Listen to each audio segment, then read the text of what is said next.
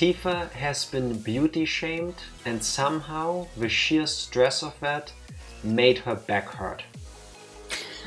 No, my back started hurting way before that already, but I did get indeed beauty shamed. It's funnier the way I said it though. Also, I'm being shamed by Psycho, who would like to let you all know that we have played Mario Party Jamboree yesterday. Tifa, Psycho, Ranger Cell and I was 4th place. I was 4th place Finally. By 1 coin because of a mistake I made because I didn't pay enough attention. Which means everyone won but Jack. Yes. Ultimately the winner was Ranger by a tremendous margin because all 3 players that weren't me decided if somebody needs to be targeted in any way, shape or form, it has to be me, which I take with pride. I am very honored that you all consider me such a threat. Yeah, it's very well deserved too. It's all about me. Thank you. So, Psycho, Dark Lord, happy Friday. The week is finally up. Dark We Lord, made it. congrats on being second. And congrats on being second. Dark Lord, before I forget it. Happy late International Snow Leopard Day. Apparently that was yesterday, as I've learned today when I saw a post on Reddit about it. Oh, true. That was the nickname of Lady Noir, no? I forgot about it yesterday too! Wow, shame on you guys, because I totally remember. See, if I tell you late, that's fine. If you do it late, I hope you were able to get out of that situation with the Lady Noir. Psycho, congrats on being first. I mean, you were third in Mario Party, but... At least it wasn't last. That is true, that is true. Only if you're last, you really lost. Exactly. But then again, I still had fun, so I consider myself a winner too. Okay, you can all disagree, I still had fun, fuck you. I'm glad you feel like a winner at least. How could I not with you by my side? That's very sweet. Yes, if it didn't look very awkward with me putting my arm around you like this, that would be even nicer. Right now it looks like the... Yeah, because my Let's back take a is in picture the way. together, yeah. Yeah. Is he touching me? My back is in the way. Can't find a good position. Can you please sit like a human? I'm sitting like a human, but that's also Don't make me get the belt. in the way. I'll strap her into this chair. Got some Jack in the Box breakfast. What is Jack in the Box? Jack in the Box. That sounds cannibalistic. Order Jack in the Box online. Why does Jack in the Box look like McDonald's? It looks like McDonald's if a McDonald's product pictures looked better. Wait, I also see tacos. It's like McDonald's and Taco Bell. Taco Bell. It's food. It's fast food. It doesn't look bad from the pictures. Let's check the menu really Ooh, quick. the sourdough crumbles look good. Is there some sort of conspiracy that you guys all like take turns or something to try to make us hungry on stream? This keeps happening lately. The menu isn't loading. I think this is one of those we can't show you because you're European things. That is possible, yeah. Let me start my order. It's a burger place known for its tacos. I am in California. I didn't know that California is a place in Pennsylvania as well. Okay, that didn't work. I am in New York, New York. Are they all over the place? That doesn't... Yeah, the website doesn't show me shit, so... I hope it's good. I couldn't get an idea myself, sorry. I've seen worse from pictures alone. Yeah, but we didn't really get to see the whole menu and stuff. It was just like That's 5 okay. pictures. It looked nice. The jumbo platter I got has egg, sausage, hash brown and French toast sticks. That sounds like a tasty breakfast. That doesn't sound bad. I would go for that. Mm-hmm. We did have plans for breakfast for tomorrow, but then Tifa unilaterally decided to cancel them and make an appointment for her nails. Which leads me back... No, I will shame you first. Which leads me back into what I started with. Tifa is now one of the fancy people who gets her nails did. It's the only way for me to stop biting them. Yes, that's why. Like, I personally don't care. I loved her without fake nails with stuff They're on not there. fake. It's stuff on there. I don't know. That doesn't make it fake. That's my real nails under there. I liked her without this stuff attached to her fingers, and I like her It's nail with polish. the stuff attached to her fingers. But as you can see, it grows out eventually. So we have a choice. Either Tifa just doesn't do this, or she gets it done regularly and she doesn't eat her nails. I am a big supporter of Tifa not eating her own hands.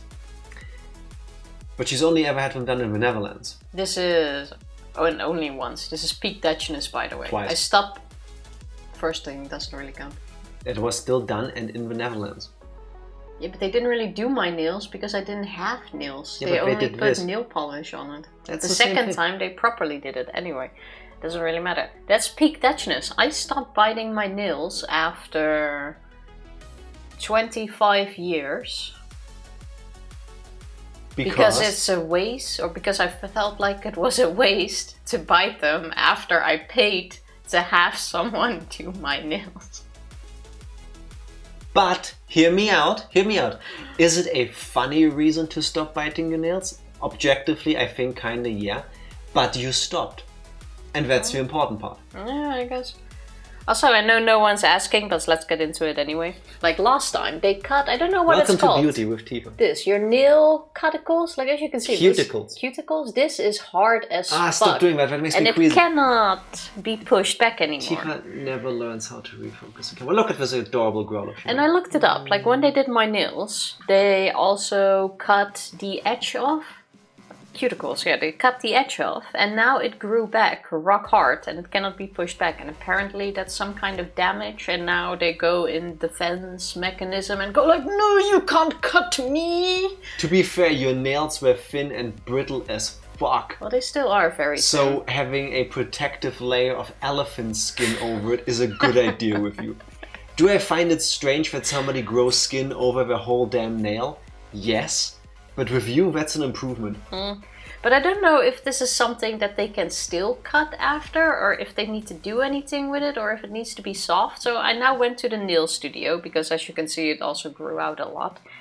I was like, okay, last time I did my nails for the first time, they cut this grew back rock hard. Is there anything you can do about it? And I walked in, there wasn't like a receptionist lady, someone who was doing another lady's nails, got up and helped me. So I tell the story when she asked me what's up. And then the lady who was having her nails done goes like, ja, einfach auffüllen. Yes, of course. You can just refill them or something. I have no clue what auffüllen even means, as in when it comes to nails. Just fill it up. I don't know. She was really getting annoyed that I was keeping the nail lady away from her. I feel this bears repeating. The other customer, another customer that was currently getting their nails did, was complaining about what Tifa was saying to the staff. When she just asked the question, and she came in saying, I don't know shit about this, can you make it look better? And they go, yeah, of course. And then Blair goes, oh, fuck you, why do you not know that? So now I got an appointment for tomorrow morning to have them redone. Fill them up. I have no fucking clue what they're gonna do. And Jack's like, oh. And then Jack was like, but we were gonna have breakfast. Yeah. And I was like, when I suggested to go to IKEA, because we also need a new closet in the hallway, because my book closet is full. Yeah, it's true. That's the kind of things you want to suffer from, having too many books that you can't get rid of, that you want to keep. So I suggested going to IKEA and also having breakfast there. Because, you know, why not? And then Jack was like, oh, but breakfast there has been really disappointing. And to be fair, it really has. It's really cheap though, so at least, you know, you don't feel ripped off. It's gotten way worse over ever since the pandemic. The years. Yeah, it really went down since like then. most places. So Jack replies with, oh, but breakfast has been really disappointing. And then I was like, okay, fine, but we can still go to IKEA and have a hot dog, if anything. And then I said, no, actually, it's fine, let's go there for breakfast. And now Tifa made an appointment at a time when we won't be there for opening, when it's still nice and quiet. So at least I can have my disappointing, yet at least it's cheap breakfast without too many people around. Because it's never full anymore. The times where IKEA breakfast was full was pre-pandemic. But Tifa, I'm so used to being the first one in the store. And then I'm basically alone in the entire restaurant space. And I grew used to that. But you will still be basically alone. The place is so big it feels like you'll be alone. I guess, yeah. Am I the only one who never had breakfast not at home? That's Wait, a very high there's chance. too many negatives in that sentence, wait. Well, Psycho You never never had went out breakfast? for breakfast. I kind of enjoy going out Possibly. for breakfast, actually. Nothing wrong with it either way. No, that is true. Especially like a nice breakfast buffet or something. The thing I have is I love going out for breakfast. I don't know, I've done it a couple times as a kid and I had a great experience. So there's this like pink rose glasses bias nostalgia with me. So it's just something I like. But it's very easy to have not great breakfast. So, you know, it's hit or miss. Plus, when it's more expensive, they might not have what you want despite it being on the menu because maybe they ran out or something happened or a bunch of things. Or maybe it's just disappointing because you looked at the menu, you knew in advance what you were looking forward to getting, and then it's just not as good as you thought it would be. Or maybe it's something you have made yourself before, like me with pancakes, and then you have them there and it's like, well, I could have made better ones. It's just the experience that you pay for. But yes, it is way cheaper at home. But I do enjoy going for breakfast. As long as it's good breakfast, of course. Because sometimes you really want something. Like we have a cafe that we haven't gone to in a while. That has like really nice grilled vegetables. What do you call it?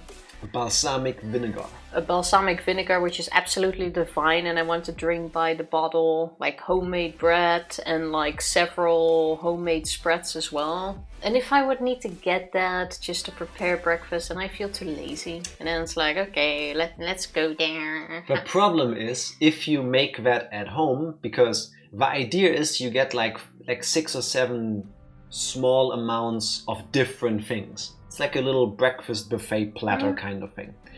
You can do this at home, but you probably won't make the amount for just one breakfast because that's a waste of time and resources.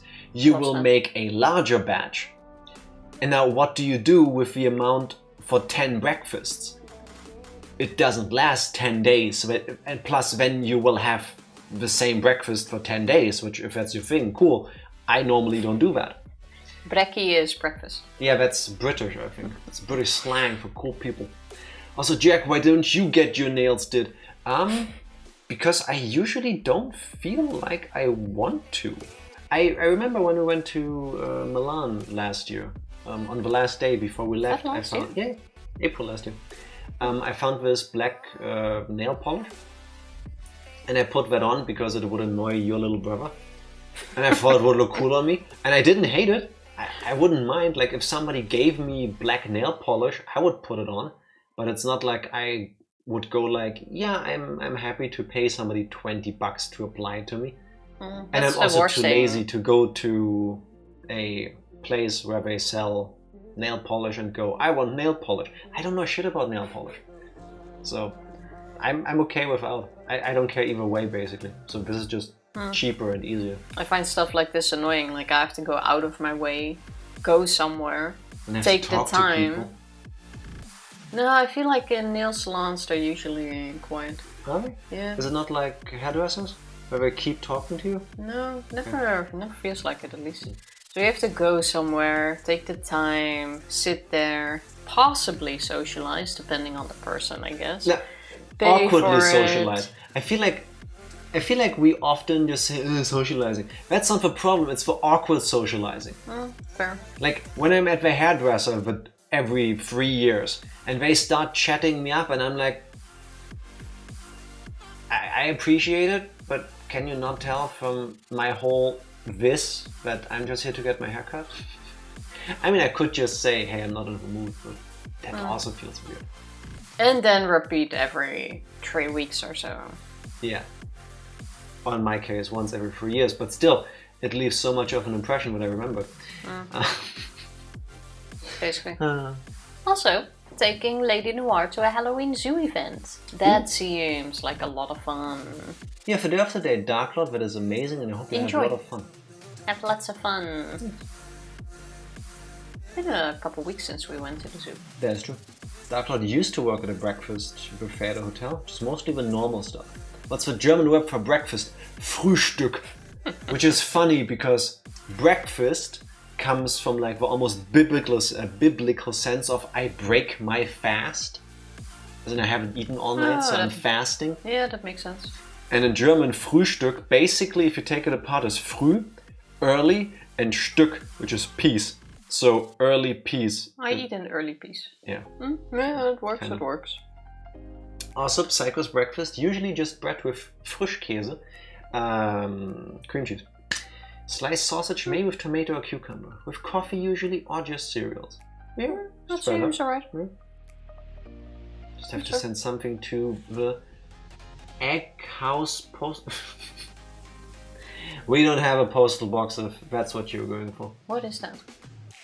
I don't know, but I think Dark Lord was trying to speak German in an English way. Egg House, I guess that's our house. Postal box? Indeed. Please don't try to ship us things. Just saying. Fair enough. I just do a little small talk with my barber, but it's very comfy regardless. Oh, I hate small... Actually, I can't say I hate small talk at the barber because I haven't gone to a barber or a hairdresser in 5 years or so, I think. When did you... Not last donate your hair, but the time before that? December 2022. Well, that's when I went to the hairdresser last. And as you can see, my hair just does what it wants. Today it doesn't even today touch it's shorter my than you, and she hasn't cut it. It just... I do need to... Like, it's there. Like, obviously... Yeah, there, look. Like, I can pull it. I'm proof. Her hair does technically go until here now, if you pull it out. It's just... Pew! Yeah. Back up. I might need to go soon, at least to cut some... No, honestly, what you should do is see a doctor about why your hair hasn't grown in like 5 years. That's strange. I feel like lately it's getting shorter. More curly, not It's shorter. just going... Yeah, are you sure you're eating properly? That's what I keep asking. But I can tell you that Tifa gets the same vitamin supplements that I'm using. So I'm doing fine. That can't be it. And except for maybe breakfast and sometimes lunch when she's at work, we're eating the same things. If she's lacking anything, I would hope we would know, especially since you go donate blood and they show you your values. I would have hoped that it would show in there too. I think Tifa is just... Does this look like the face like someone who doesn't eat properly, Psycho? Yeah, but you could still be lacking something. That is true. Other than brain cells. I usually have very low iron. That's Nobody needs brain cells. common because you're a woman. Nobody needs brain cells. That's true, they're overrated, I think. What did I want to say? I forgot. Oh yeah, small talk with a barber. I don't mind that necessarily. The problem is when I go get my haircut where they ask me questions in Dutch that I don't know how to answer in Dutch. And then they ask me deep questions. Like it's like, oh, you're from Germany, how come you're here? And then I feel like answering honestly and then giving like the whole speech, but then also I feel like that's overbearing, so I'm just like, my girlfriend's from here. And then they keep asking, and then I feel like so dumb because... They're trying to get a conversation flowing. Yeah, but I don't... I have a hard time in these situations telling if they're just doing small talk because they're trying to be nice, or if they actually want me to give a longer answer. Because I have a thing where I can talk a lot without taking a break, as you should know. You know, why don't you do that? Because sometimes I realize that I've been talking non-stop and the person who is technically talking to me hasn't gotten a chance to butt in and say anything to add to the conversation. So really this feels like, instead of a multiplayer conversation, it feels like I'm using Notepad. I think at the hairdresser nobody gives a fuck. I mean, I've only been 4 times in my life at this point. Maybe I'll get better at some point. You donate blood and there's nothing? Nope. No? No, all good. Last time though, I donate plasma every week and blood every 3 months. With plasma, last time Your protein was too low. my protein was like 1 gram per liter too low. You have to have a legal minimum of 60. Legal minimum. That's legally... Tifa was pulled over for low blood protein levels. That is actually a legal minimum. And mine was at 59. But that was also, I think, because I donated twice that week. I told you to not do that. Yeah, but technically it's possible, so I wanted to try it. And I had the time that morning, so I was like, okay, I'll do it twice. Then it turned out my value wasn't good enough, and now I had to have a 2-week break to fill up on your protein. She's temporarily banned from donating to get her numbers back up. Also, really quick... I'm going back on Tuesday, so hopefully my numbers will be fine again then. But in general... Tifa, wait a second. Healthy... You just said, oh, but you can do that. Yes, and I can also right now take one of my hands and ram them up my anus, and I'm not doing it. Yeah, there's a lot of things you can do, but you don't do them. Yeah, but if it worked out, I would have. Now I know that doesn't work for me, so I will not. So I'll stick to once a week. I'm glad she learned one way or another. Just saying. Well, yeah, it's a waste if they can't use it. But yeah, my blood work is all healthy, nothing wrong with it. Except for hair growth. Except for that. Just saying. Maybe my brain cells do affect my hair. Yeah, but how? Oh, all the stuff that goes into growing hair is actually taking up the space between the ears. So that she doesn't fly away when the wind blows. My brain cells are so big and growing that they take all of whatever's happening on my scalp for themselves so that there's nothing left for my hair. So they're sucking the hair back in, they're just like pulling it back. Okay. That would be quite funny if somehow you could look into Tifa's head and you see just 2 brain cells and they're bouncing around, but they're well cushioned because they pulled all the hair back in and made like furniture out of it. Yeah, that works. Like a beanie bag kind of thing. Do you know what else takes brain cells? Yes, going back and looking at what Dark Lord told us, Lord Noah, that's Dark Lord, going to be the Mothman, Lady Noah is going to be a flamingo at that Halloween thing. Oh, that sounds like so much fun. Wait, as a flamingo? Why not? And doesn't she have to stand on one leg most of the night? Flamingos also walk on 2 legs, you know? I don't think I've ever seen a flamingo walk. Unironically. Well, that's on you then, isn't it? How the fuck do flamingos never move when I'm around? Even in like documentaries, I've seen flamingos walk. I don't think I have. Whenever I see a flamingo at a zoo, they do the thing where they stand on one leg and then they pull up the other leg and then they're all cute and round and they look around and sometimes they pick up food. You know, the normal flamingo thing. And I can't even tell you right now, I don't recall if in a documentary about flamingos I've ever seen one with 2 legs walking around. You 100% have. I've seen them fly. You just don't see it often. We have 100% seen a flamingo walk. Nah. We have absolutely seen flamingos walk. The drones are fucking with you, that has to be it. That really has to be it. Nah, that's a government conspiracy. 100%. They finally developed like full-on Metal Gear Solid stealth technology, but it only works on one flamingo leg. Dark Lord, please do not leave the zoo before you have a picture of a flamingo on 2 legs. Yes, yes, it has. I will take cute flamingo pictures. I'm super happy. I'll take them. I like flamingos. But if you can give me footage of a flamingo using both legs at the same time, that's gonna blow my mind. You know what's also gonna blow my mind? You know what does walk on 2 legs? Doing the recap, I was my first. segues. No. That's how you do it. Mine was way better. Hey Tifa, what has happened the last time we played Higurashi when we cried Chapter 8, Matsuribayashi? The last time we played... Shrift, how have you been? Long time no see. Oh, Welcome shit, in. That has been forever. You should be done with school by now. That's how long it feels. I was gonna say. How are you doing? Did you graduate it yet? Okay, no recap. We need to do this first. Wife, husband, kids? Yeah, the whole shebang. It really has been a long time. Oh my god, yes! You've been missed. Tell us everything. I'm even stalling the recap for you. I know, right? I'll drink to that. Cheers. Still in my 3rd year. That's news to me. Congrats on making it for the 1st and 2nd year. Nice. Congratulations. Happy late birthday. Happy all the holidays. Congrats on getting through the first 2 years. Still my 3rd year, but it's going great. I'm happy to hear it. Very glad to hear that. Yes. What did I wanted to say? Jack I threw me don't off it. care. Hello, Shrift. That's the awkward, welcoming energy I bring to the table. I just hit 20, so I feel old now. Holy shit, congratulations. Happy 18th, happy 19th, and happy 20th birthday. True, I think you were under 18.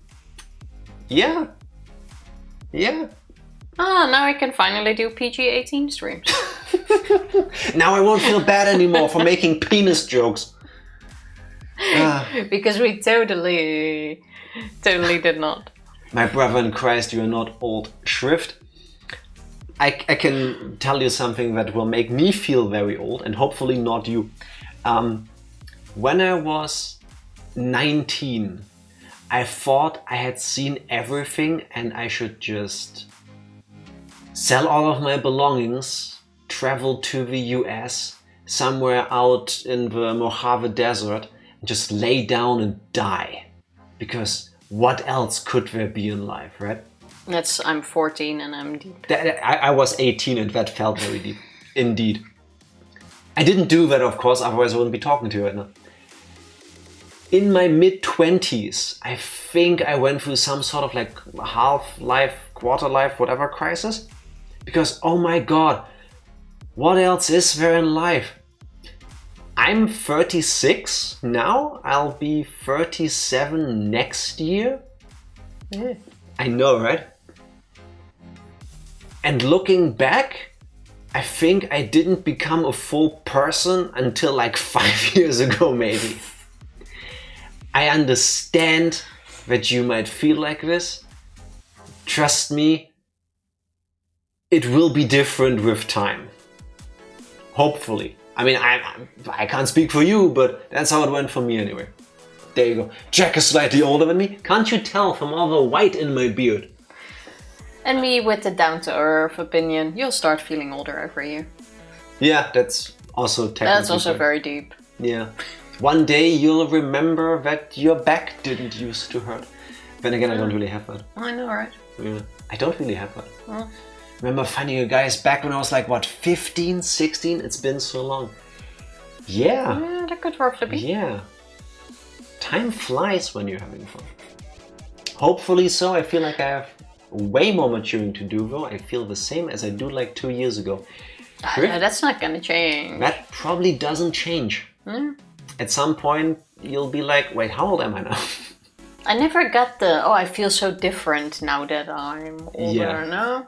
No, I don't think I ever had I feel so different now compared to 20 years ago. the only way I think I feel that I'm maturing as a person is when I'm in a situation and when it happens and when it's over and afterwards I'm thinking, wow, 5 years ago I would have acted like way more of an asshole. So I think I'm better at being like a good person maybe? I thought you were gonna say because you got more eloquent or something. No. Have you listened to me try to speak? Sometimes I say fancy words, but just saying. I mean to play Higurashi, so I want to avoid spoilers. Plus, I thought it was awkward showing up out of nowhere, sorry for my absence. Never apologize for living your life. As happy as I am when you show up and when everybody else shows up. Stuff happens. There's things outside of this screen and the internet and all that. So you do you. Your being happy is the most important thing. But it should include us anyway. That was a joke.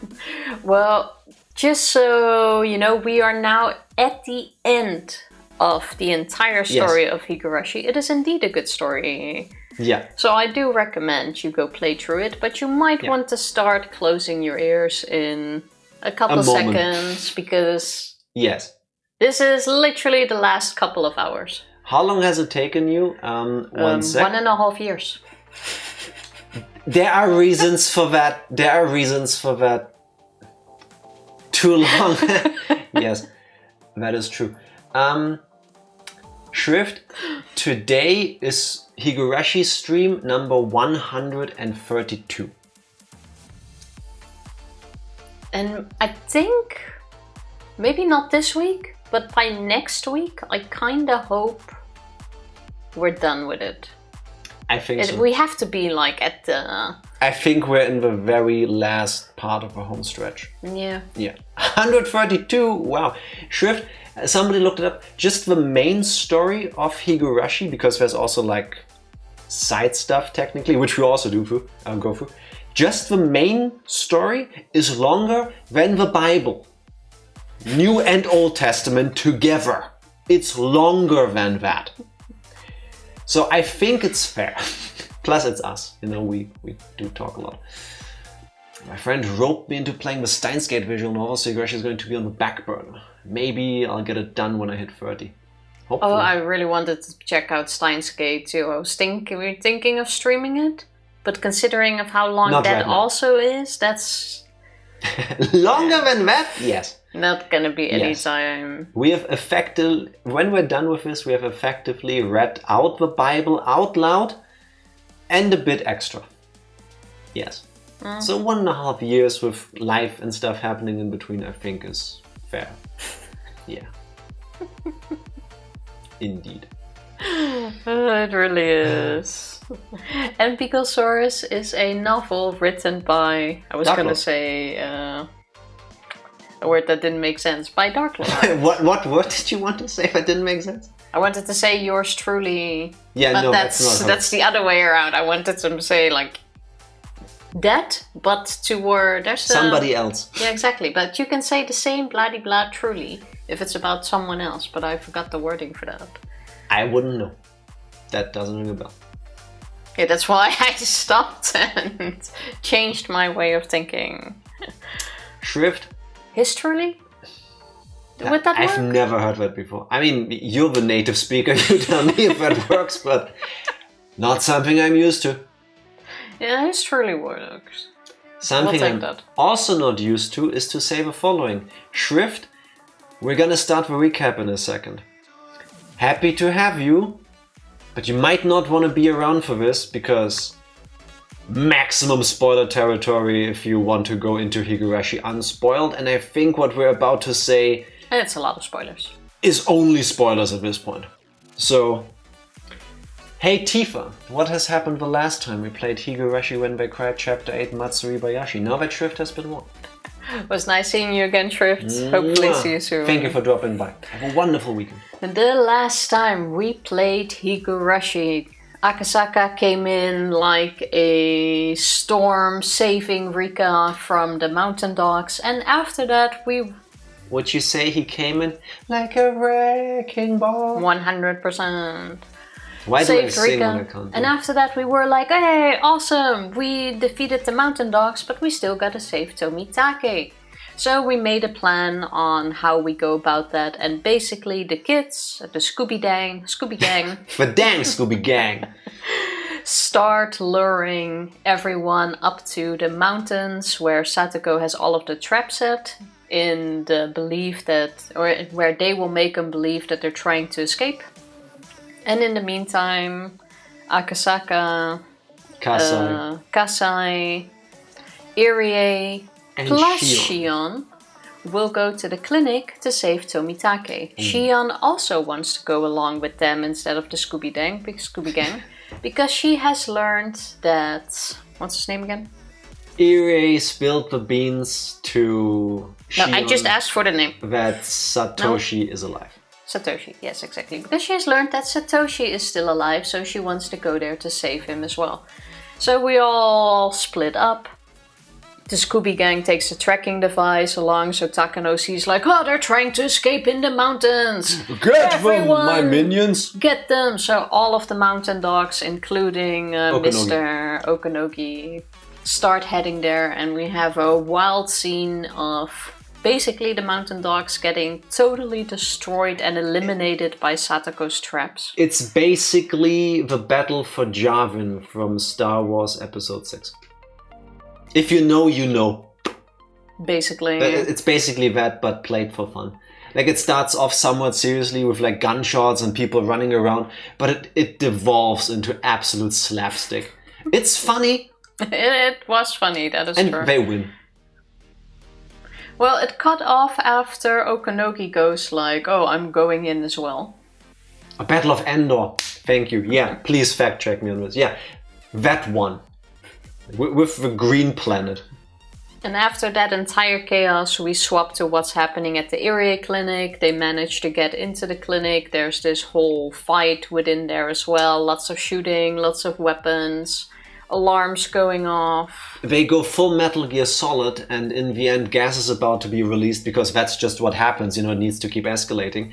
When Kasai becomes Shotgun Tatsu and uses his cannon-like shotgun to shoot slugs everywhere, and uses basically his commandeering voice to talk the enemy into giving themselves up. However, Irie told them there would be 6 mountain dog people guarding the place. It turns out that in the room they just occupied, there were only 5. I think it's a small detail, but after that they find the 6th guy who takes Shion hostage, and Irie is like, oh, I must save her. Do I get Akasaka, who's way more experienced at this, or do I save her? And then he's like, no, I have to do it. I need to act right now. And then he becomes the hero. He takes his mechanical pencil, barely manages to scratch the guy at the neck, but then he talks him into being poisoned with H178 and how he's gonna die. And somehow it devolves into a lecture about maids and the moon exploding. But anyway. He does save Shion, so great. They then go to Satoshi's room. Shion up, he's in a artificial coma, basically. Yeah. Shion wants to wake him up, obviously. Irie talks her out of it, because like, hey, I do believe we can save him. At some point he will be ready to join everyone in the normal world again, but right now he's still dangerous. If he wakes up, he might attack you. So we will save him, but you gotta keep him asleep. So they wheel Satoshi out of there, basically. Tomitake in the meantime is also saved. And while they run out, we swap back to another scene with Takano, and that's exactly where we are. Yeah, they decide to split up again. Irie would bring Satoshi somewhere safe, and the adults, the people having guns, would go do something else. Akasaka would go back to the kids, because even though they are doing great, they will not be able to keep that up until nightfall or something. Yeah, we still need the epic battle on top of the burning ruins between Okanogi and Akasaka. Because that's just what's gonna happen, right? And that's what happened. Yeah, I think that's it. Go for it. Tifa, are you ready to Higurashis? I am ready. Let's go. No. Takano didn't have enough stamina to walk around in the mountains. She was running out of breath, but even so, she continued to scream at the mountain dogs on the radio. When the city people go out and go, I can take a hike, like us in Norway. She wasn't using an intercom like the mountain dogs were. Instead, she was using the communication unit on the back of one of the dogs, so he constantly had to listen to her yelling. Oh my god, that has to be so annoying. Like constantly getting like her spit and her yelling into her neck. She has German on her jacket. What?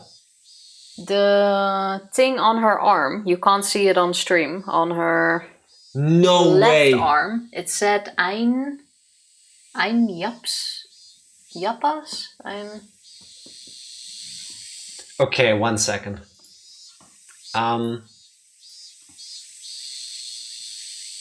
Give me... Tell me, why do we need to... I think Psycho gets what I'm going for. Give me 1 second. I need to focus my thoughts right now. I'm looking into the game files to try to find that one. The picture, or? Yeah. Is it in the sprites? Where would this be? Well, you have the picture here. Yeah, but I want to zoom in. I cannot do that here. Oh. Like it is so... portraits. It's the arm that's on the tree. It says Ein, Ja, Yup, Yupsa, Japan... I'm guessing something with Japan would make sense. Yeah, the thing is, if it is what you just said, that is super freaking derogatory. What is it? A derogatory term for Japanese people. Yeah, but it's cut off. It goes around her sleeve, but all Yes. you can see is that. If you could stop leaning into the picture, we can try to find out. There, I found it. Then at least put it on. It's just the picture you can see, but zoomed in. So, the way I see it, Tifa is right.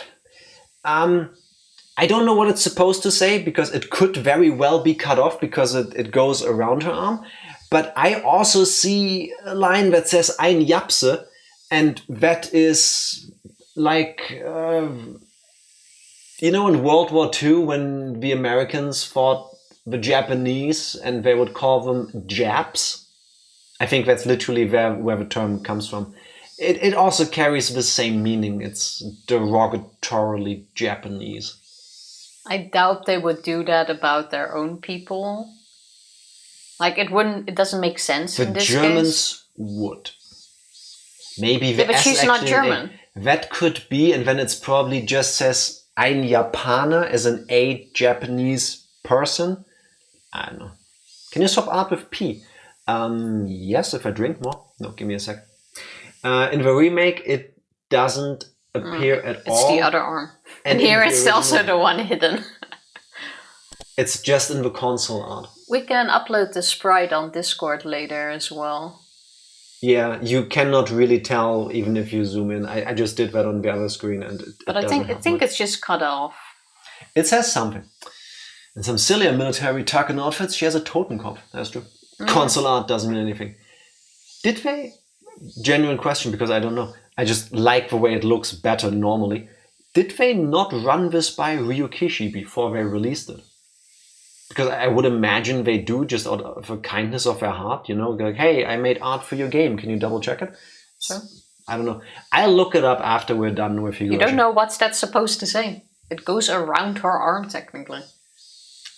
Yes, but sometimes, Tifa, the person who makes a game, doesn't really have much say in re-releases of said game. So it could be that somebody made the art without making sure this is as the original artist intended.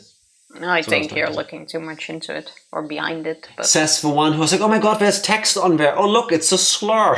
I didn't even know that's a slur, and I only noticed now that there's text on there, which I think is a very normal thing. Yes, you are very hung up on this. I fully agree.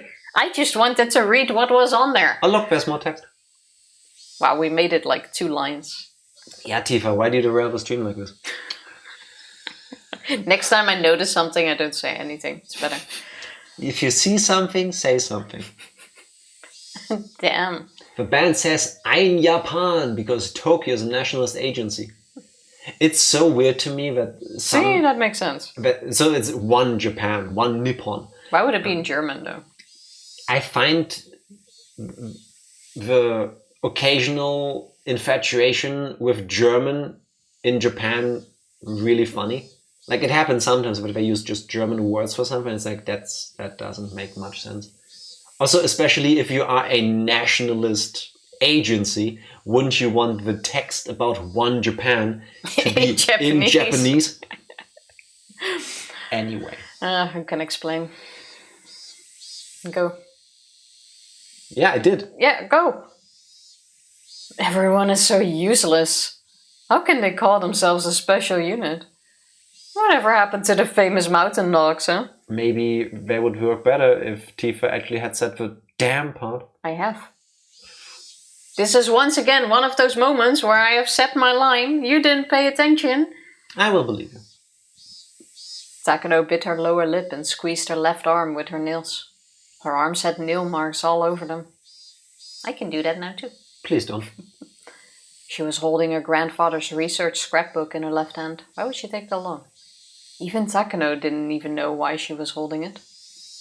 Aren't you all glad I pressed the button? Maybe she grabbed it unconsciously because she wanted her grandfather to comfort her. The mountain dogs had already suffered devastating damage. They had to walk around in an area they weren't familiar with. And they wasted their energy on the multitude of traps that had been set. Although they were as tough as can be, they were getting exhausted. Shit. Does the Major even know any commands of an attack? Nightingale 1 to Nightingale 13. Watch out! Your left wing is down! You're next! You've got to be kidding me. Why me? Damn it! He panicked.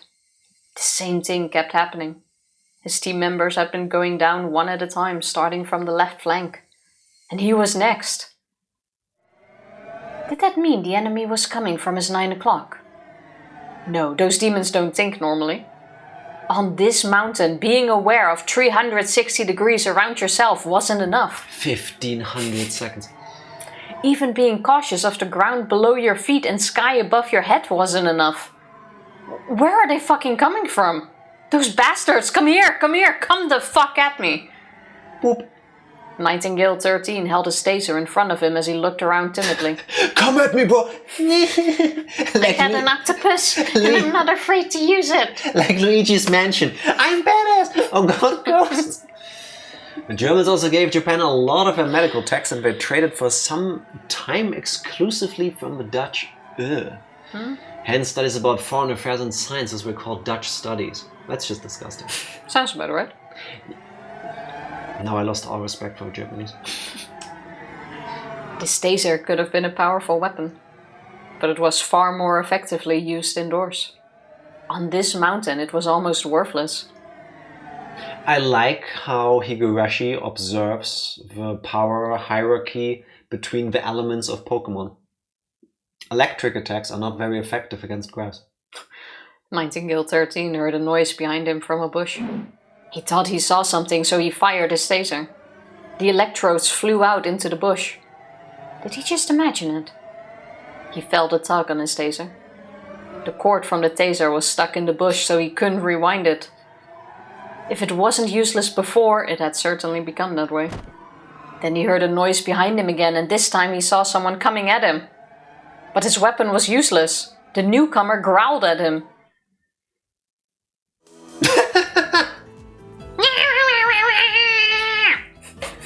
Whoa! Damn you! That was all it took. Because he was so scared he didn't think. That was exactly... One back, please. That was exactly what Satoko expected.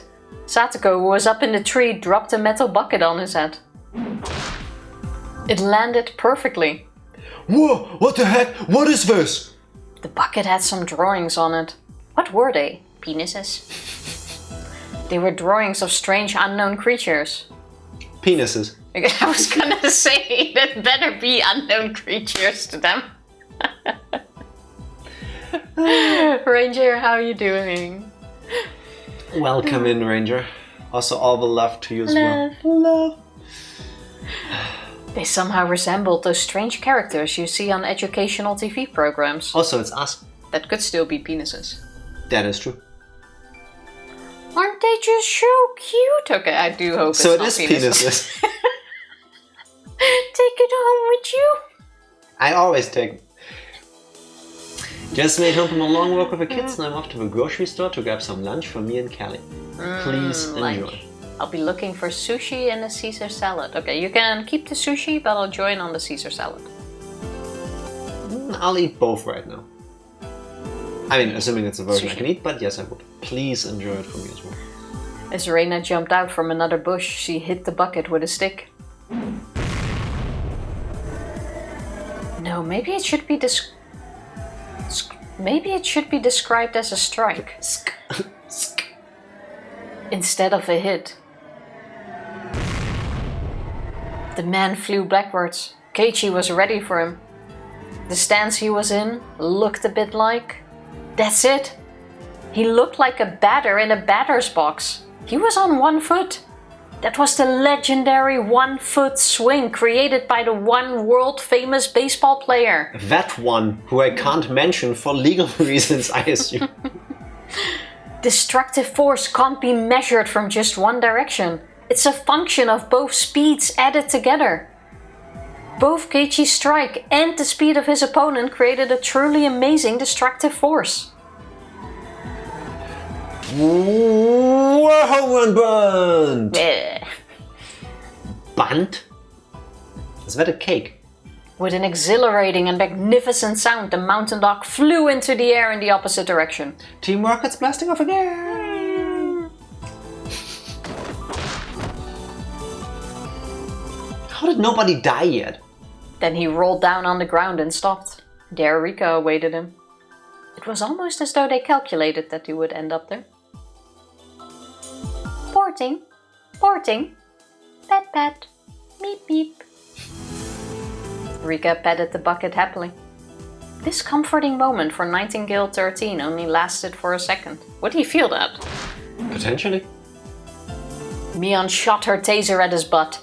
Nightingale 13 jerked for a moment and then he went limp.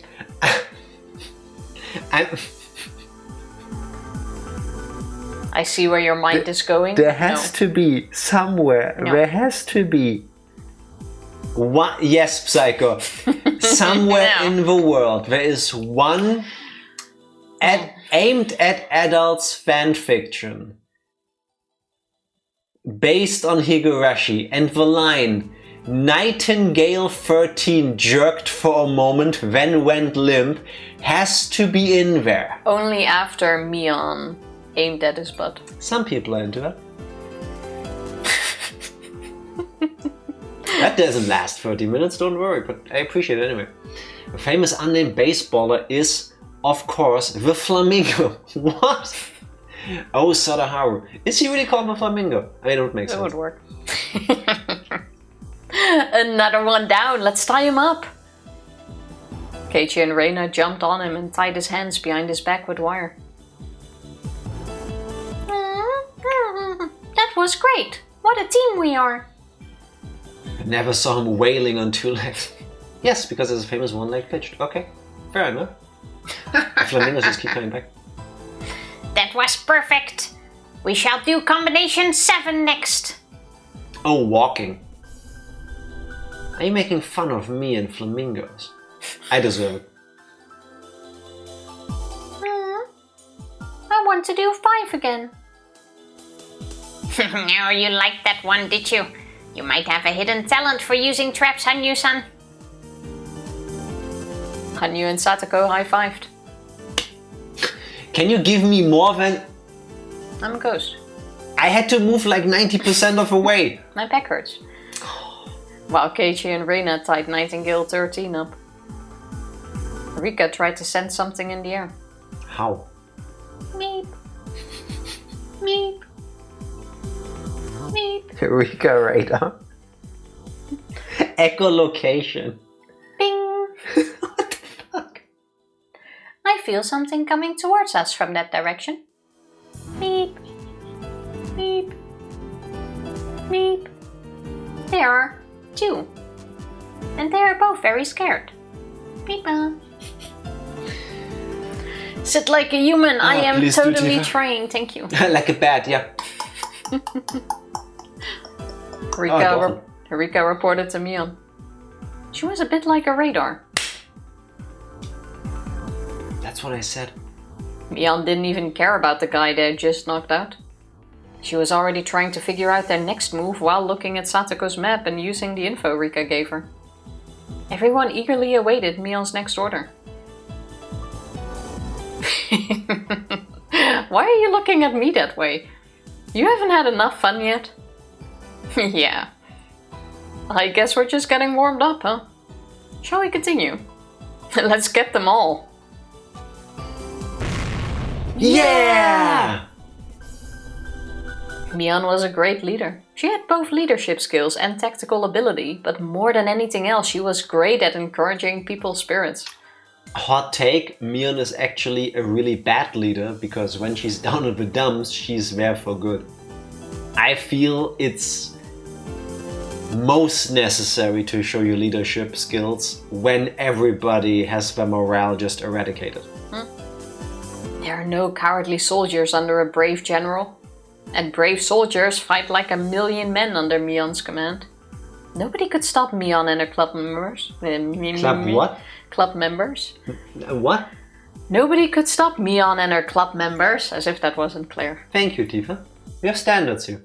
Both Mion and Okanogi's original estimates were too low. That's why I'm doing the current narration. Now Okanogi was thinking something else. Before they started the siege, he likened one of them to a well-trained platoon. But that didn't fit anymore. They were on par with an elite armored division. This one fruit fly is back, like... But now it's only one. It used to be two. Two? No, it was always It one. used to be two. Foot soldiers couldn't beat an armored division. What Okanogi had was just a company. Where was the air support, or a bombardment from a warship, or an artillery base? Okanogi needed someone to pump the mountain full of holes. Just nuke it, no? Yeah, just new for kids. We somehow keep playing games where I say this. Just nuke for kids. Fetch the iguana, if only we had one.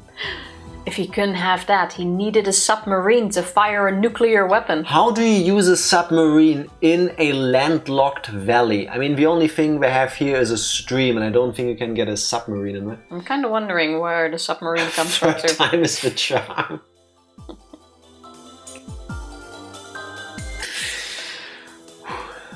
Please don't. If he couldn't have that, he wanted to retreat. Okanogi no longer doubted it. The enemy commander was a genius. Under a mighty commander, all soldiers become heroes. He wanted to see the face of the commander, or at least he wanted to know their name. But then Okanogi remembered the demons that used to live in Hinamizawa. He also realized the commander had to be a demon. That is technically almost true. Nightingale 13 is down. Phoenix 4 is down. This is Skylark 10. I can hear the voices of children. I'm surrounded. Help! Help me! Skylark 10, fall back! Fall back! To where? Ah! Higurashi, when we nuke them. The cicadas would probably survive, huh? Aren't they like cockroaches that would just survive anything? This is Phoenix 9. I found R. I'm following her. I need assistance. Phoenix 9, where are you? I don't know where you are. Give me your current location. There is a fog. It's cold. Is this a riverbank? Phoenix 9, there are no rivers anywhere near us. Calm down. Where are you? Then it makes even less sense to have a submarine. There's not even a river. Yeah. They become the red roaches from Fallout. Sick red A.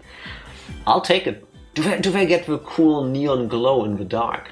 That'd be sad. That'd be amazing, actually. Sad, but also amazing. What? I can see. My dead sister on the other side of the river. Sis!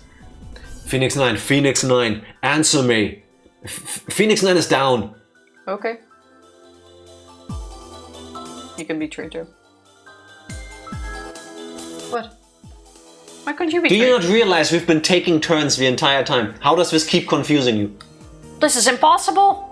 There must be the demons of this mountain! I know! They're all being demoned away! None of us are making it out of here alive tonight!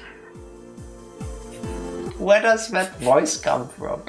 They all have the same voice. I need Yeah, to they're put just something in numbered there. goons. Nobody cares. They fire rockets on the sea. I'm sure they have some range. I guess. Do they though? I would imagine that's... I mean, they do have water-to-air rockets, right? I think. I feel like a plane that drops something would be more efficient than a submarine right now, but Why can't I see Okanogi? I'm not into military tactics. Model my face. Stop saying things like that. All unit leaders, conduct a roll call and give your members some encouragement. There. Our enemies aren't demons. We're just a bunch of damn kids. Show them what we've got.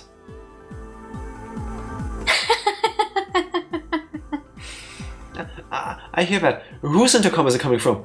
Not mine. It's not coming from mine. A bear! What? This is Phoenix 3. Are there wild bears here? That wasn't the briefing. Phoenix 1, let's fall back. Give us approval to use firearms. Why would they not have at this point yet? Don't be stupid, there are no wild bears around here. It's just them, don't let them fool you. You foolish humans. Know your sin for stepping onto this sacred ground. Be grateful to me, for I am giving you a chance to atone. Well, that'd be very useless submarines otherwise. Yeah, but all of them seem to be pretty useless too, so. Damn it, she has one of the intercoms. Don't let the enemy fool you. You fearless humans. If you can only learn by making mistakes, then I shall teach you. This is Nightingale 1. Where's everyone? Where did you all go? Come in, come in! I see a helpless bird getting lost in a forbidden forest. Do you want to know that badly? Do you want to know about the world of demons? Say goodbye to the world of humans. Curse your foolishness for not listening to my warning. The trick when you're lost in a woods or forest is to go the way where the music gets louder. Zelda games have taught me that. Yeah? Who was that? Nightingale, roll call. Gah! Gah! Gah! One more down. Who was it? By 4 HQ, I have someone on my left, right? I'm not alone, am I? Do you want to hear more painful voices? Gah! What was that? What made that sound? I've seen someone jump in front of a train before. It made the exact same sound. That's the sound of a human body being crushed. That's dark as fuck out of nowhere. No, I don't want to die like that. I don't want to die. I don't want to die. Please, God of a mountain, please stop. I'm not doing this because I want to. I'm doing this because I get paid for it. Nightingale 1, to base. This isn't working. Too many unit members are dropping out and it's almost impossible to get them to fight anymore. We can't maintain the battle line. We're just going to lose more men. Calm down, Nightingale 1. The rest of our soldiers are all amateurs in the field. You graduated from that hell. So what are you doing getting shook up? Calm down and set an example. Base, there's no response from Nightingale 1. But there is a response from Benjima. How are you doing? Hello, Benjima. How are you doing? Welcome in. I can't believe it, but he's down. This is impossible. They're demons. No, damn it. Our enemies even using psychological warfare. Those damn punks are winning against a professional unconventional warfare unit. I'm good. I am amazing, and the sooner I never have to read this character again, the better I am. Yeah, it's Friday. True. I think that sums it up. Oh yeah, Friday dance. Radios are usually helpful communication tools. But in this case, they backfired. The club members took an intercom from a mountain dog they knocked out and used it to corner the other members psychologically. It worked even more effectively because they were in enemy territory and were unfamiliar with the terrain. We'll be happy when this is over, right? I will be, because that means we've gone through a story that is longer than the entire damn New and Old Testament. That's an achievement. The best solution would be to make everyone stop using the intercom, but that would give the enemy more chances to attack them individually. Okanogi was growing fearful of the club members, as he still hadn't grasped their true identities. Demons. However, Takano still hadn't recognized how serious the situation was. She kept yelling at the mountain dogs to get their act together. Stop being defeated! Okanogi could tell she was exactly the type of commander who only commanded to attack and let her men die. Me playing Pokemon? I don't do status changing moves. I don't do buffs and debuffs. It's all or nothing. Just hit the other Pokemon until they faint. It's that easy. But Takano's reckless orders were working in a way. Although the club members were winning, their area of operation was getting smaller. Oh, really? The club members were trying to lure their enemies to one trap area after another. In other words, they were defeating the mountain dogs by allowing them to come into their territory. The mountain dogs were about to be annihilated, but the curtains were closing on the club members' theater too. Sword dance doesn't do damage. Duh, exactly. Okanogi realized his enemies were trying to finish this battle in a hurry. If the mountain dogs fell back, everything they'd done would be for nothing. He didn't want to, but he had to follow the princess's order. Okanogi figured he was finally about to get his enemies. Hanyu and Keiichi continued to act over the commandeered radio. I like how you put a little je ne sais quoi Frenchness in the they commandeered. That was great, Hanyu-chan. You sounded like a real god. That's kind of offensive, isn't it? I am a real god. You really were awesome, Hanyu. I never thought a normal person could sound like that. That's because she is a god. Nippon. But Keiichi was great too. His scream was incredible, like someone was strangling a chicken.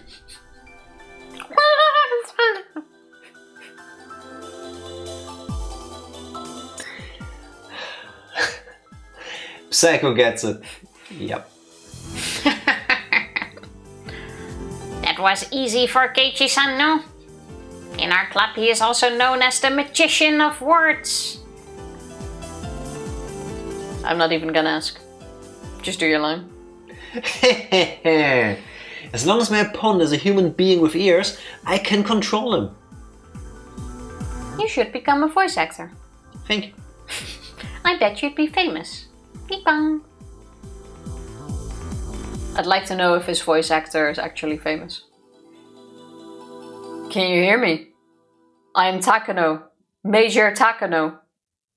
I'm your boss's boss. Listen well, there is no god or demon. And if there is, then you can still fight. Drag God down from its pedestal. Skylark and Nightingale join up and reorganize your forces. Phoenix, you join the remainder of Heron. The enemies are near the top of the mountain. Their base is probably somewhere by the Forestry Service's storage shed. They're at the top, so of course they could see our movements. They'll be trying to ambush you. Even if you have to stab each other, make sure you take them out. Oh, that's encouraging. Can you say Forestry Services storage shed 5 times fast?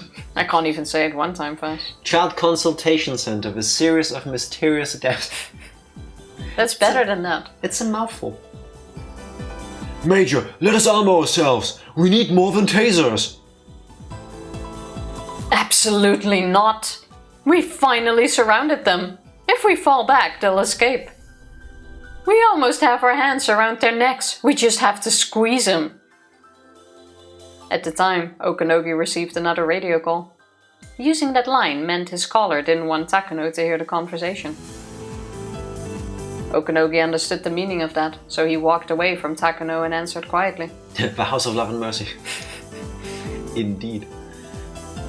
Mame, welcome in. Thank you for the resub. Thank you very much. 1 more and it's 3 years. That's a long time. That's 3 years. It feels like forever. 3 years ago was when we just started this game, right? You can be the mountain dog. I'll also be Okanogi in a moment. I have all the other lines. Yeah, so do I. Command vehicle to Phoenix 1. There's been an emergency. The research area of the clinic has been attacked. We received the intruder alarm from the entrance area, but it was turned off. But whoever turned it off didn't follow the false alarm procedure. We've been trying to confirm the situation, but there has been no response as of yet. All the security unit members in the basement have gone quiet. Why is Okanogi giving me the stink eye? That's his face. He just looks like that, mommy. That's how he shows his love.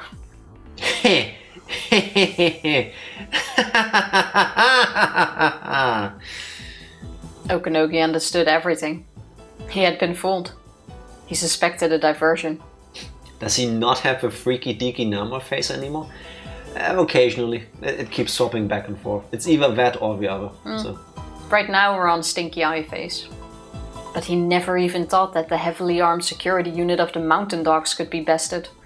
If the enemies were soldiers in camouflage, then he wouldn't have been fooled. He underestimated them because he thought they were kids. But now he really understood. He understood the reason why no adults had showed up in this battle on the mountain. I get it. Did you let Kakuro in Tokyo know? Not yet. Would you like me to? Do it now. Tomitake has escaped. We've closed the escape route, but I guess that's no use. They defeated even the armed security unit within seconds. I don't think one RPG could stop them. Should we send reinforcements to the blockade team? Fool! If we had any extra men, the princess would have already sent them in. Actually, you're the only one who isn't doing anything. Get in touch with the blockade team. Tell them to be prepared for a vehicle trying to break through the roadblock. Roger. He does look like the Submariner. Yes, he does. Roger, we'll be ready. Everyone listen up. I just found out that the clinic has been attacked and the hostage has escaped. The enemy is expected to break through the blockade. Get the RPG ready. We'll fire them all at once. We have permission to shoot. How many RPGs do you think they will shoot? At least all the Final Fantasies, I think.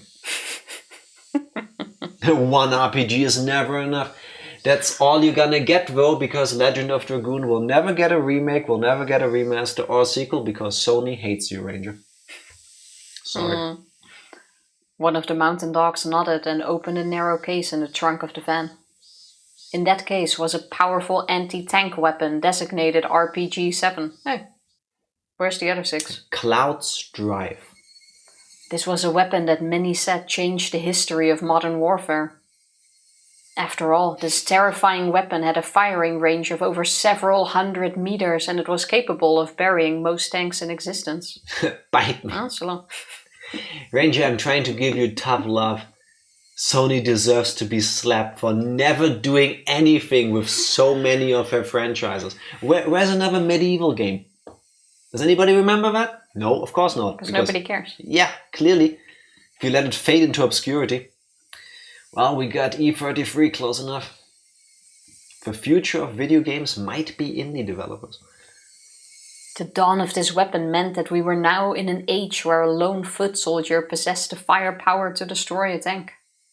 It was capable of reshaping the history of warfare.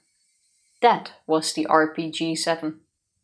Each of the other 4 members had an MP5, the weapon used to destroy the tire on Irie's car. There was no question that the blockade team was well armed. They waited in the van until the enemy vehicle showed up. Once they saw a suspicious vehicle, they were planning to stop it by moving into the middle of the road. Oh, this is the same rocket launcher Snake uses in a bunch of games. Okay. I can never remember. It seems to be a popular one. They intended to destroy that vehicle by firing all at once. They all watched very carefully for suspicious vehicles coming from Hinamizawa. With all that firepower, they don't just flip over the car and you think they just obliterate it. Well, the question is, what's a suspicious vehicle, first of all? Other question, when somebody else drives by, how are they going to explain, oh yeah, there's just an exploded car there? Yeah, but after it exploded, doesn't matter. Then they're already gone. I guess. This was the only road that connected Hinamizawa to Okonomiya. It would take more than half a day to get there if they used a different route. Their blockade was where the gravel road changed to a paved road. It was what people called the village border and was their last chance to stop anyone from leaving. Hinamizawa was at a higher elevation from that point, so the vehicle would be coming downhill. They were probably expecting a barricade as well as heavy resistance from the mountain dogs. If they wanted to pass this point, the only way would be by force. They could start a gunfight, but that would take too much time. Since they didn't want to waste any, they should avoid unnecessary conflict.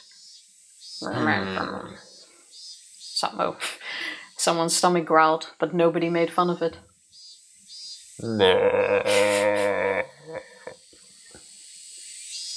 That was understandable. Since all the members were getting ready for a battle, nobody even wanted to laugh. They looked at the clock. Which clock? It was almost noon. Of course they'd be getting hungry. At that time they heard a noise coming from the direction of Hinamizawa. Obviously the car was going very fast. Here they come. The van moved to the middle of the road and stopped there. Some of them hid behind the van, some hid in the bushes on the side of the road. They pointed their guns at the suspicious vehicle coming towards them. Say suspicious one more time. The car must have been going very fast. But this was a straight road. Where? Where's this a straight road, motherfucker? No matter how fast it was going, it couldn't escape. That car happened to belong to Kasai. The shining black paint and the sound of the engine made it clear that it was a very nice car. Wait until the last possible second. We can only fire once. Make sure to get them in one shot. The RPG-7 fires unguided rockets. Therefore, hitting a quickly moving target is extremely difficult. In this case, however, their target was straight ahead. If the car tried to swerve suddenly, it'd flip. If that was the case, it wasn't necessary to shoot directly at it. Besides, according to what Kasai said, its power can easily flip a car without a direct hit. Even if there was only one chance to fire, the mountain dogs were definitely in an advantage position. RPG-7 is just the cheapest, most available system. Well, it seems to be very effective. Shout out to the Russians, I guess. This reminds me a little bit of... sometimes for like marketing purposes, companies go with like, oh, this is military grade equipment. Doesn't that just mean that it's basically the lowest standard the military would accept? Like, that doesn't mean it would survive a nuclear blast. It's just, yeah, you can mass produce this and we could use it, I guess. Can't say anything about that. To Mitake-san, a suspicious van is blocking the road. Please, stay low. Careful! Try to hit the nose of a van. I know. I've done this before. Hardly effective since you can aim it. Super intimidating though. Okay. But they're on a straight road, can't you see? Yeah, can't you see? That makes it more effective. How straight this road is. The mountain dogs aimed at the vehicle. It was coming right for them. Not yet, not yet. Wait until it's within 100 meters. You were here on 21. And now I was here on 20. Also, the best thing I feel like they could have done is had Give them Shion names. wear a blue wig to make it seem like Rika's in the car with them. Yeah, they all could have shoot. done this. They can't shoot them. I mean, you still gotta find the blue wig, but... I know! Just range me! Just range me, bro. The mountain dogs in the bushes laid in wait, ready to fire. RPGs are rocket-propelled grenades. They go whenever the fuck they want. They tend to spin out like crazy. Ah, potato, potato. Exactly. The rocket on the tip glinted eerily, like it was waiting for its prey. 200 meters. 150. Prepare to fire. The soldier put his finger on the trigger of the RPG-7. I can't do that with a low voice. Whoa! Akasaka-san, prepare for impact. 100 meters. Fire! What happened? Didn't the RPG-7 fire? That was when the one measuring the distance next to the shooter noticed something. The shooter's shoulder had been hit and he was tumbling to the ground. Was there a sniper? I didn't hear anything, so it must have been from over 400 meters away. Who cares? Fire! Fire! Fire! Fire! Only their regular guns could stop the car now. The other mountain dogs fired all at once. But immediately they realized something. The car had been hit by a hail of bullets at close range. Any normal car would have been on fire in short order. But there was nothing. This wasn't a normal car. This is a mafia car. What's with this background all of a sudden? Shion just casually, while all this is happening, Shion just casually walked to the junkyard to explain at us. Why did we swap to the scrapyard? Because it's metal, Tifa. It's literally metal. Just like this moment. Why couldn't and this music. Why couldn't she at least be in front of the road? I can't hear you over the Mega Man soundtrack right now. Of course it isn't. That's the Sonozaki family's specially made bulletproof limousine. What's the presidential car called in the US? The Beast, I think. Yeah, that. Kasai! The spotter picked up the RPG. Don't let him fire! Where are they talking from right now? The car! This is not the inside of a car! Oh yeah, they could have also showed the car picture. Yes! Even better than the road. Since they're in the car. They could just go with a whooshing driving thing again. Huh. Do you think I'm going to miss him at this distance? Shion and Kasai were far beyond that straight road. Oh, they're not in the okay. car. They were in the enemy's blind spot on the other side of the hill on top of an abandoned car. Okay, now it makes more sense. I take back my complaining. Shion was on her knees checking the mountain dog's movements with a pair of military-grade high-power binoculars. Kasai was laying on top of the car with a sniper rifle in his hands. I'll take it. Shion figured this would be where the mountain dogs would place their ambush, so the only way for them to beat the dogs was to snipe at them. Awfully kind of him to shoot the guy in the shoulder and not the head. I was just thinking the same thing. Because I would aim for the head. Why wouldn't we do that? Maybe he missed. You know, 400 meters is quite a distance. Weak. Skill issue. Both Shion and Kasai took sniping lessons in the US during the dam conflict. Oh, they actually did. I thought this was fake. Ranger. No, they enjoy did go lunch. for training. Thank you for the log. Enjoy. Kasai was now aiming at the man who picked up the RPG and was trying to take position with it. Hurry up, fire it! What? Again, the RPG wasn't fired and was down on the ground. The two who tried to shoot were both groaning and clutching at their wounds.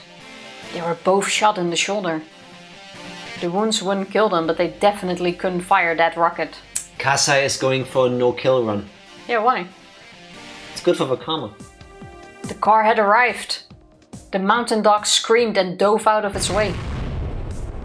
Akasaka must have been used to driving in this kind of situation. He hit the nose of the van just right and broke through the blockade. The van was hurled away and spun in a circle. After them! Let's go, let's go, let's go! As the mountain dogs tried to get back in the van, Shion and Kasai shot at them. There's a delay between the impact and the sound of a gunshot. It's an extra long distance snipe. He must be a veteran sniper. Also a veteran spotter! They must know exactly where we are. Their aim is just too precise. This is really impressive because if you look at the picture once again, there's a lot of trees on each side. The scope on a sniper rifle is one specifically made for sniping. Well, I didn't. Really? Well. Impressive. Who came up with that idea? Even me with no knowledge about this is like blown away. Yeah, they're not telling you why there's a spotter and what that is. Therefore, its field of vision is so narrow that the sniper is unable to see their surroundings well. That's why it's always necessary to pair up with a spotter. The spotter uses a powerful binoculars to probe the situation and communicate information to the sniper. Snipers cannot do their job alone. They can if they just use both eyes individually, like a chameleon. Just like look, one focus through the targeting thing, and the other one goes 360-degree vision. Have they not seen, what was that show on... Oh, it has the guy... The Jackal.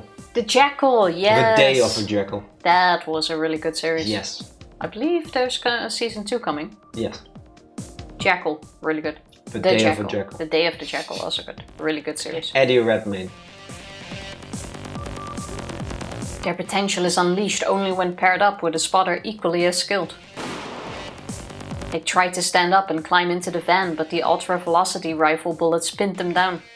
The bullets ripped through the air, traveling faster than the speed of sound. The noise those bullets created was nothing like the sound from a normal gun.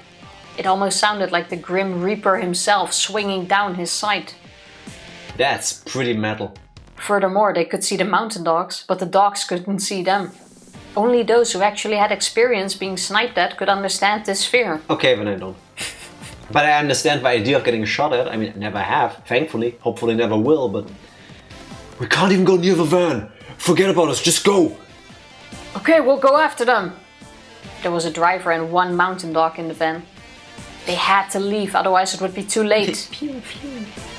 The driver made a snap judgment and slammed on the gas pedal. As opposed to what? Step on the brakes while they're already standing? They're after us. Yeah, they're after us. Boy, he drives well. He's catching up in that van.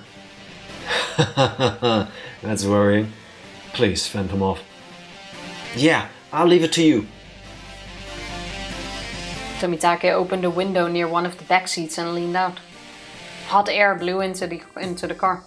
Though the car was jolting up and down on the bumpy road, he checked the How about you take a deep breath? Though the car was jolting up and down on the bumpy road, he checked the mechanism of his gun calmly.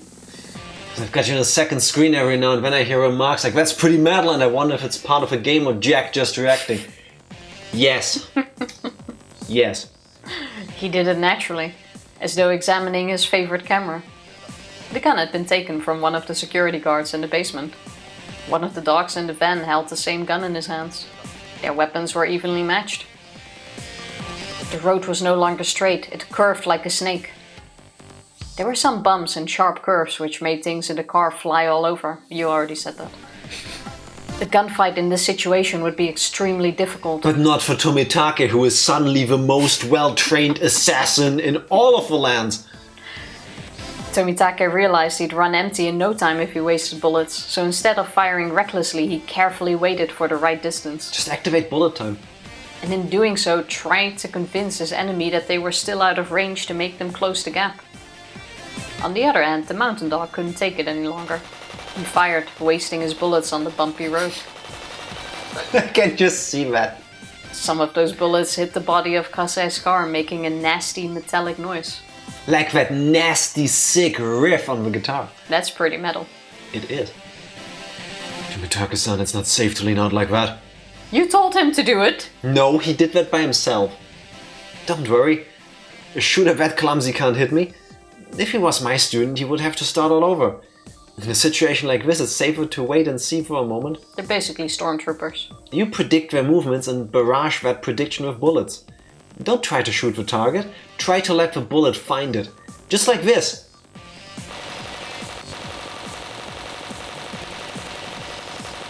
It's a lot of bullets. Tomitake fired for the first time after cautiously waiting for the perfect moment. You can't see it, Tifa, but he's wearing a bandana with an infinity symbol etched into it. He has infinite ammo. Those who understand guns would be fascinated with his shooting form. This is such a fucking cop-out again. Well, you wouldn't understand unless you were into shooting. You are the author. Get me into it. His stance was so firm he didn't lose control even in the violent burst of shots. But I thought he's leaning out of a car's window. Yeah, that makes it even more Then impressive. how is I he guess. dancing? Yeah, like... You can still stance. Okay. Yet there was no unnecessary tension and just enough slack. Despite being in such an anomalous position as leaning out from a car, Tomitake was shooting very precisely. Also, please everybody understand my gracefulness. Anomalous? What is it then? Anomalous. Oh, anomalous. An anomalous. Also, this is one of those scenes where I think too many words. Yes, less words, more gunshots. It was nothing like what the mountain dogs did earlier. He shot at just the right time so his bullet went where it was supposed to go. It was hard to believe that they were using the same gun.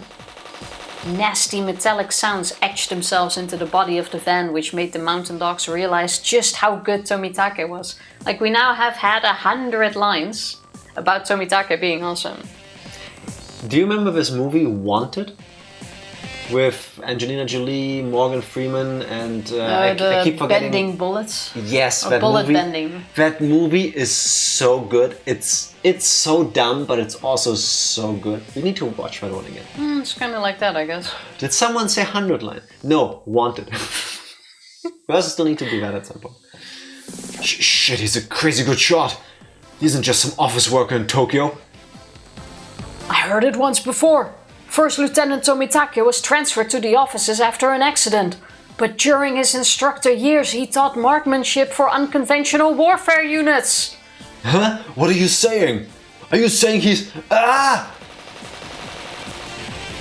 Tomitake started to aim for the driver's seat to pressure them to give up. The mountain dogs could tell they were in a predicament.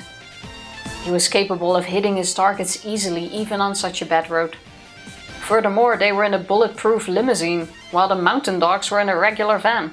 The van which, incidentally, was facing the limousine in pursuit. All his shots had just been warning ones. Why would you do that? Like, no, I'm sorry, but we are going all out. These people are all trying to kill us, and then you have Kasai refusing to shoot them and risking shooting them in the shoulder. Then we now have this part where everyone's lives depend on them getting out of town to call the bloodhounds who are waiting. They literally just tried to blow us away with a rocket launcher. That, and then we go like, oh, they're warning shots, I'm not gonna hit you, I'm not even gonna aim for your tire or anything, no, I'm just gonna shoot around and maybe you'll step on the brakes. They haven't told you that yet, because that would be even more lines. But Tomitake also shoots in a way that he doesn't even hit the cicadas that are flying around. And that makes it even better. We have 100 lines about how good of a shooter Tomitake is. His form is absolutely brilliant. His finger has the best strength suited for this gun, and I don't know what else there is. And then he misses all of his shots, and then we go like, oh, they're warning shots. Because they're the good guys, they don't kill. Nah. If I am equally matched as the main characters are, and I'm in this situation, you can trust me, every one of my shots is aimed to kill. At least get rid of the car by aiming for the tires then or something, or shoot at the glass. These people are trying to kill me. I will not go, can we wait for a better piece of a road? Because if I shoot now, I might accidentally scratch one of their faces. No. But Tifa, before we go on, how about we take a short break for you to cool down your emotions? How about we finish the scene first? This is not gonna be over anytime soon. Nah, it has to. No, see, even Benjima, the god of breaks, said no. All his shots had just been warning ones. Unless the mountain dogs called off the chase, Tomitake would start shooting at them soon enough. They had no chance of winning. Now a break? This scene is gonna take another 30 minutes easily, Tifa. Nah, I don't think so. He's gonna start shooting for real soon. Okay, Benjima agrees. Fine, he wants a break. BRB. Least awkward break taking ever here. BRB. We're back. We are. In like 10 minutes, I could use a break. Thank you, Benjima. Finally somebody understands me. Feels good to be understood for once. Next time I'll just pee on Tifa's leg. You. Phoenix 1 to pursuit vehicle. If a blockade was broken through, that's enough. Don't go too far. Tomitake is an expert sniper. Don't throw away your lives. Yeah, good thing he doesn't aim for your lives anyway, with his stormtrooper tactics. What do we do? Can we let them go? Roger, this is the pursuit vehicle. Abandoning pursuit, we're falling back. Looks like we finally gave up.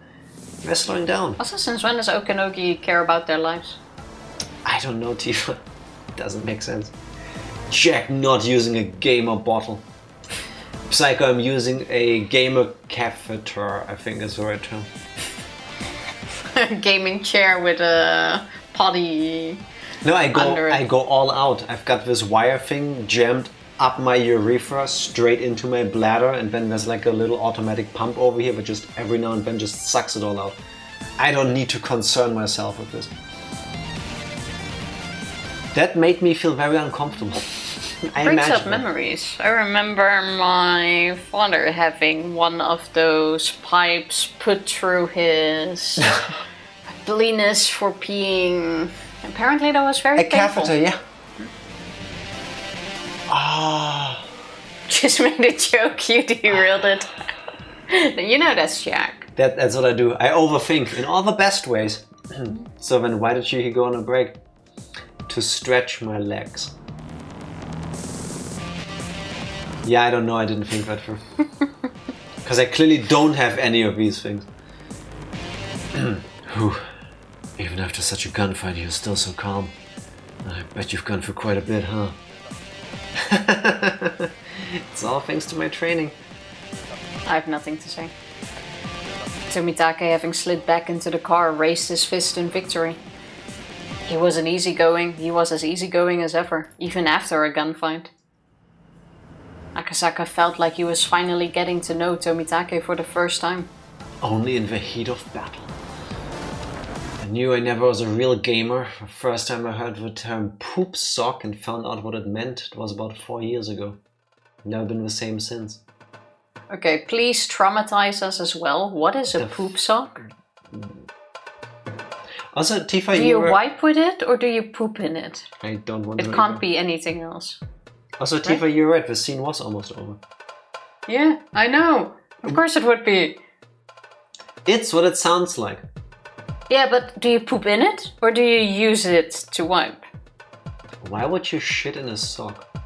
Dude, what if it leaks? People poop in socks so they don't have to go to the bathroom during games. Yeah, but what if it leaks? Why a sock? Why not a cup?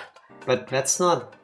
that. Or a Tupperware box. That somehow feels worse when you're just shitting on the floor. Yeah, and the fact that you have to like stretch it open. Yeah. Vought 30, I do this so you don't get reported. Thank you. How do you know what type is coming out? Well, as a true gamer, you make sure to eat all the fiber and only a very specific diet. So A, there is minimal pooping involved. And when it happens, it's like a piece of coal. So you also don't need to wipe. I have a lot of questions and I might even Google them after the stream. On your account, of course. Oh look, the bloodhounds are trying to talk to you. Why did you do this? Thank you, Benjamin. Poop sock. Thank you, I did not know that. Oh, that is so disgusting. If you use a poop sock, you have issues. Just saying. Just wear a diaper then, very nice, isn't it? Yeah, I think so. A problem shared is a problem halved. A problem shared sometimes is a problem multiplied. I think this is one of those moments. It's like herpes. Like if you share your herpes, nice, now 2 people have herpes. You didn't halve a problem, you spread it. Well, I am happy to have learned this knowledge. Thank you, Benjamin. Potato. We did ask. Yeah, thanks, Tifa. Poop socks. Also, you can't even stop gaming because you have to hold the sock open. So you still have to interrupt gaming. If you were a true gamer, you would be able to shit into your poop sock without having to interrupt gaming. No. The more I think about it, the more this doesn't make sense. You still need your hands, regardless. You know, we were on track to beat Higurashi at some point. Yeah, that is true, but my mind is just blown. This is such a revelation. First Lieutenant Tomitake, I'm glad you're safe. We were so worried that we couldn't get in touch with you. I love that Tifa remembers that the cousin of a mountain dog who talks like this works for the Bloodhounds. Wasn't the Bloodhound his voice originally? You know how often you've used this voice. Yeah, I'm not a voice actor. I have a very limited range of voices and they're all used up. Tomitake was making a call from a telephone booth outside of Okonomiya. The phone lines around there were on a different network than the ones the mountain dogs had sabotaged. That was why he could make the call. Tomitake had called Tokyo immediately. He told them that if there were some spies... He told them that there were some spies from the mountain dogs within Tokyo's research division, which is how they found out where he was. He also told them that he was captured, but he had escaped. He told them that they were fooled by the diversion and that they were on the mountain as they spoke. While he was captured, Major Takano, the ringleader, had hinted at the existence of masterminds she was working for, etc. Couldn't we have used them etc. way earlier? No. After we go like, oh, he told them everything that happened, such as this and this, etc. Instead of saying everything. There's no more etc. Tifa, preemptively telling you can never use Isidora during a recap. What? No. No. Even the writers use Etsidora. Yeah, and we will look at how Ryokishi did and we will do better. He explained everything that he had learned thus far. This one line could have been the entire thing. He That's called what Tokyo, I mean. he called the Bloodhounds and told them everything. Please, excuse you? You're not every character. Please take control of the Area Institute immediately. They've already fired repeatedly and it will only be a matter of time before the villagers find something out. I urge you to give a command for the Bloodhounds to take action. That's even worse, no? All of these weapons used. All of these explosions. There were no explosions, they didn't fire the RPG-7. Oh yeah, true. First in a Delvin Nash video and was like, that doesn't sound good, and it wasn't. Yeah, should have trusted your instincts. Now you know better. You can be Oka. Do we get a picture at least? No. Hello, this is Oka from the Research Division. I'm glad you're safe. Bloodhounds are already standing by in the air approximately 30 kilometers south of Hinamizawa. We've been requesting an order to move in, but the higher-ups are stubborn and don't want any problems, so they've been hesitating. But if you're safe, and that makes things simple. I'll tell them what you just told me now. I'm sure they'll approve the operation immediately. The Bloodhounds will arrive within 20 minutes. Hey, we just got an arrest order for Major Takano and First Lieutenant Okanogi. We also got orders to secure the Area Institute as well as to disarm the mountain dogs. All thanks to you. Great job. So he just told them and then that came back? Or was this during the call and it was like, oh, I don't need to tell them anymore? Actually, I don't care. It doesn't matter. Tomitake walked out of the telephone box. Is everything settled? Yes. The Bloodhounds are moving in. They're already standing by in the air and should arrive within 20 minutes. It's when your game gets stuck and you see the characters on a cloud hovering. T-posing. Waiting to spawn. How powerful are they? These Bloodhounds, that is. The mountain dogs are a multi-purpose unit, largely deployed to preserve secrecy, but the Bloodhounds are a lead unit specially trained to do battle. Both their skills and their equipments are far superior. Things will be taken care of very quickly. Akasaka looked at his watch. It was about 12:30. The Bloodhounds would arrive in about 20 minutes. On the Bloodhound bus. Where are we dropping, boys? Tilted towers. I'm getting Fortnite images. That's exactly what we're going for. Welcome to the joke, Tifa. Yeah, I'm just adding to it. No, you're describing the obvious. Wow.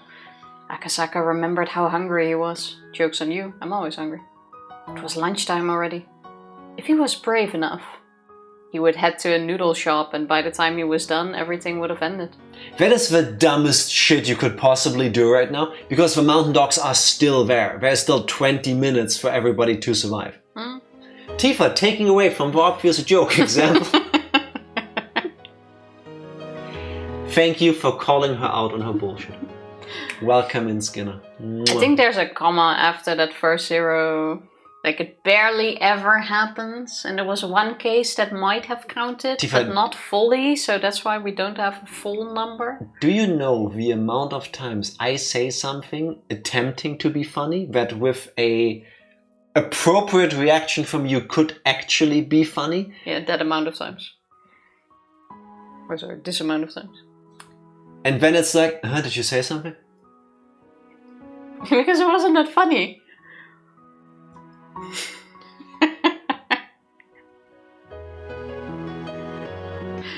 For the mountain dogs who fought well until the last possible moment, it was ending rather too soon. A comma wouldn't make the number smaller. Tifa, we're talking English to an international audience. The comma in American and English use is not the decimal, but 1,000 and million in sport. Oh, fine. Then let's go with a point. No, too late, Tifa. You cannot keep changing it. They were in an area where rice fields and a residential area mix. It was the border of Okonomiya. The sun was covered by a thin layer of silver clouds and a cool breeze was blowing. It looked like it might even rain a little. Oh, rain. That's I super knew fucking important. I knew you would get triggered. The two of them couldn't even remember how many times their lives were threatened that day. And clearly they didn't care that much. They wanted nothing more than to let the rain soak their bodies. After a while, Akasaka spoke. It's making Ranger slip again. Ranger is currently playing Breath of the Wild on stream. And it's amazing. And just like everybody else playing Breath of the Wild, every time he wants to climb something, it starts to rain for him, making it infinitely harder. Wait, so if you guys saw 0,3, that would be 0.3 for us? Yes. Exactly. So, what do you think, Tomitaka-san? What do you mean? I think I'll go back to Hinamizawa. We're still fighting. Yeah, that's true. But are you sure? We're safe here? You fucking coward! He's like, these kids are fighting. Like, are we sure we should go help them? All of these people just saved me. I'm good. Like, mission accomplished. I live. Rika-chan is waiting for me. I haven't kept my promise yet. Okay, then let's go back. I actually have something to take care of too. I was thinking of going back anyway. Akasaka-san, have you been on a helicopter before? I have a permit for one. And they just happen to have a helicopter here. What the? Yeah, I have it hidden in the rice fields just in case, you know. I had it on in the background and so I'm struggling, but I was too busy to really join. That is perfectly fine. They watched the breeze blowing over the rice fields for a while, then returned to the bullet-ridden car. I'm glad they're not in a hurry, you know. The car started up quickly and they drove it back the way they came.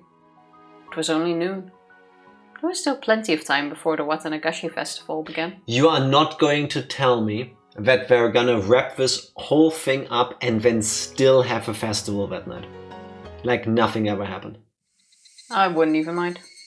Clouds covered the sky and it suddenly grew cool. It was going to rain a bit, according to Okanogi's intuition. I feel it in my knee. In me bones! He already knew that their enemy had broken through the blockade, but he hadn't told Takano about it. Yeah, I wouldn't. By then, it really didn't make any difference if she knew or not, and he also wanted to reach the top of the mountain. Okanogi was only thinking about one thing. He was thinking about the enemy's commander who made the day so horrible for him. He just couldn't accept his defeat until he saw the enemy's commander face to face. The battle was already lost. They just had a princess who didn't think they had yet. I'm sorry, Mario, your princess is on another mountain. Also, Spain is the same as well with the comma and the point. It's just you guys that are weird. Yeah, it's and the US. It's only people who measure their own height in distances of a length of an old king's foot. Just saying. Maybe that way it makes more sense. With the rest of the mountain dogs fallen to the traps and ambushes, Okanogi had ordered all units except his own to fall back from the front line and into the vehicles. The only ones left to go on were the very determined Princess Okanogi. Wait, what? The only ones left to go on were the very determined Princess Okanogi himself. Yeah, it's because you did press enter. And a handful of exhausted members of the mountain dogs who could barely walk. This is a moment where you need to press so that the flow is synced. Yeah, and I didn't know if it swaps to the next screen. Like it happened twice earlier. Not with a comma. It does. I don't think so. Princess Okanogi. Maybe then he wouldn't be such a little piece of shit. We use both. Mic drop. But not in the way you should. Not in the right way, yeah. You have the like ability to use the best of both, and somehow you combine it into the worst of both worlds. Yeah, it's like starting your calendar week on a Sunday. Yeah, that's disgusting. But still calling Saturday and Sunday the weekend. Like, make it make sense. I will never not be mad about it. There's no logic. Eventually, the slope became a little more gentle. Like my slopes gentle. Okanogi and his companions finally arrived at the storage shack of the Forest Service. Storage shack of the Forest Service. Storage shack, Forest Service. Most people here say Monday, but I'm against those people.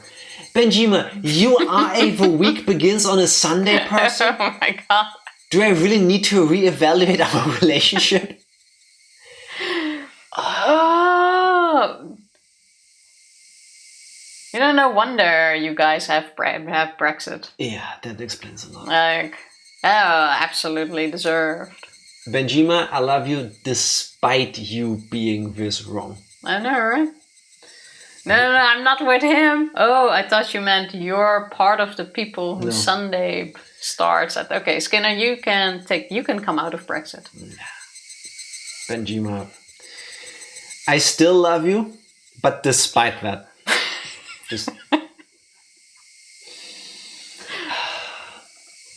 The club members were already aware that the mountain dogs had been almost totally annihilated. Both the numbers and strength of the dogs had fallen far below that of the club members. Therefore, when Okanogi saw his opponents lined up there to welcome them, he wasn't surprised. It was all the kids who'd driven the mountain dogs to destruction that entire day. They had also fought with everything they had. Though they overwhelmed us from the start to finish, they had used up all of their stamina and were on their last legs as well. Still, their willpower kept them standing. A will born of the victor's honors which God granted only to the winners.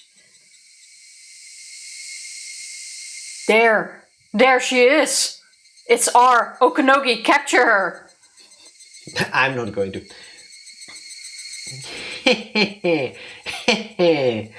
Major, how can you even say that to us under these circumstances? What? Are you disobeying my order? Oh no, I have no intention of doing that. That laugh is so annoying. Bookends go on either side of the books. Weekends go on either... I see where you got that from, Benjima, but no, honey, you're wrong. The International Organization for Standardization states the week begins on a Monday. And so do we. Just saying. It's my favorite letter is truth. My favorite letter is Monday as the beginning of the week. Yeah, maybe it is. Okanogi removed his communication unit, his taser, and all the heavy equipment he had been carrying. Is he gonna go for the... Fight me. I think so, and then Akasaka comes in. Here we go. He's stripping... Yeah. We're gonna go with a 90s action movie final confrontation. We have the one-handed button opening move where you then like move your stuff around. If he was wearing a tie, he would like take it off now. Mm-hmm. If he was wearing a jacket, he would toss it to the side, yeah. Then he unbuttoned his shirt and told his men to stay put as he stepped forward. He strode forward about half of the distance towards the club members. Are you not entertained? I am actually, yeah, thank you. I am Okanogi, also known as Phoenix One of the Mountain Dogs. I'm here to pay my respects to your leader. May I have their name? The club members looked at each other. One of them was a girl taller than the others. She couldn't be that old, but her hawk-like eyes were as sharp as a veteran soldier's. Okanogi didn't know her circumstances, but only those whose lives were threatened on a daily basis had eyes like that. I'm the leader of this club. My name is Mian Sonozaki. The girl stepped forward. How old are you? No, your age doesn't matter. From the turmoil at the police station this morning to this battle on the mountain, were you responsible for it all? The girl didn't answer, but her silence confirmed it more strongly than anything she could have said. You've won this battle. Our princess is the only one who can't understand that. There's nothing else we can do at this point. Psycho reading Skinner like a book. Yeah, Skinner. I'm doing it because this stupid little fly is still going back and forth. We legitimately need a horny jail command. The only permanent resident, I think, would be Skinner, but everybody can visit Oh, everyone. that bonky mode. Oh, that one, yes. We should add that one. There's nothing else we can do at this point. Tomitake broke through the blockade. I'm sure he's already called Tokyo. I don't know when the suppression unit will arrive, but it's just a matter of time, I'm sure. If you want to laugh, go right ahead. No, those were eyes of concern. Uh-huh. Bonk already have. Yeah, but we need more bonk per bonk. Like, how old are you doesn't matter. That sounds hella sus while I'm fighting demons. Okay, fair.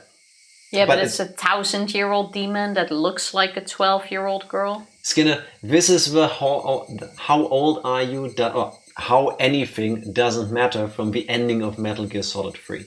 It's that kind of it doesn't matter. Not that. Okunogi, what are you doing? That's the enemy commander. Take her down. Do it yourself, bitch. Don't pay any attention to her. What do you want? You are a leader. And so am I. You understand, don't you? Is he surrendering? I can understand. He was in charge of the whole army. And all his men are down.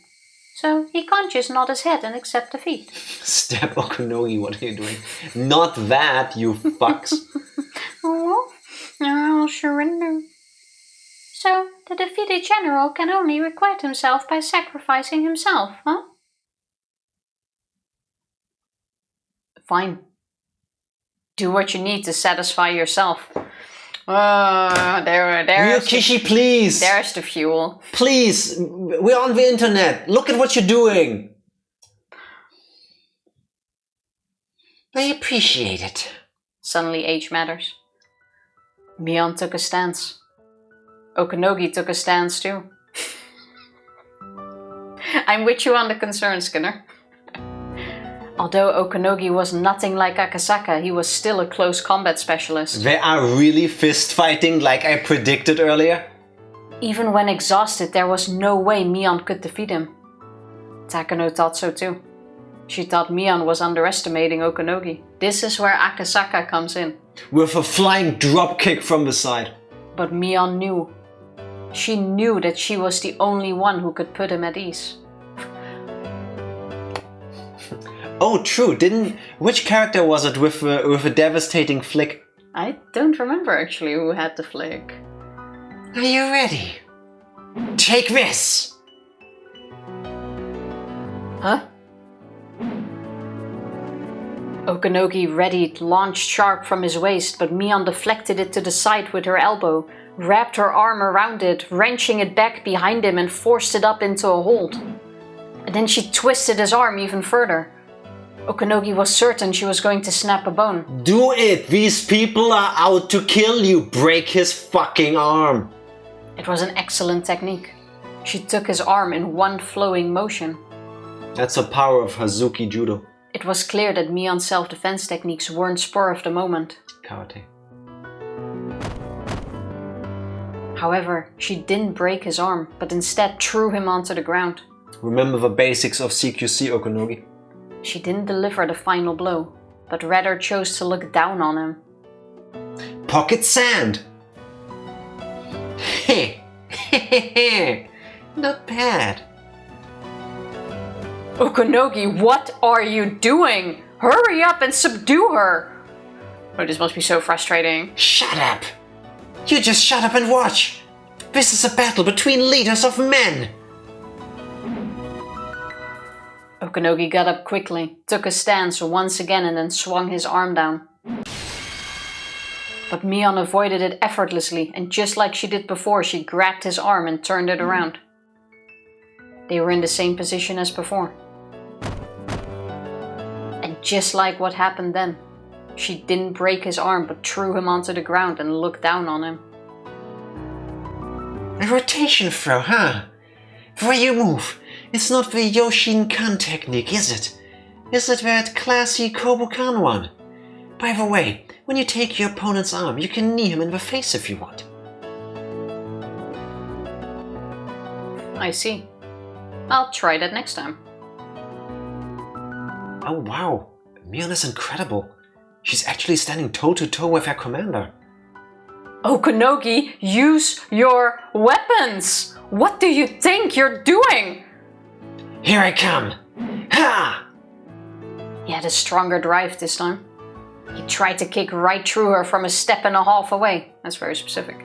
Yet this time Mion stepped in to launch her own attack, jumping right towards the foot, trying hard to kick her.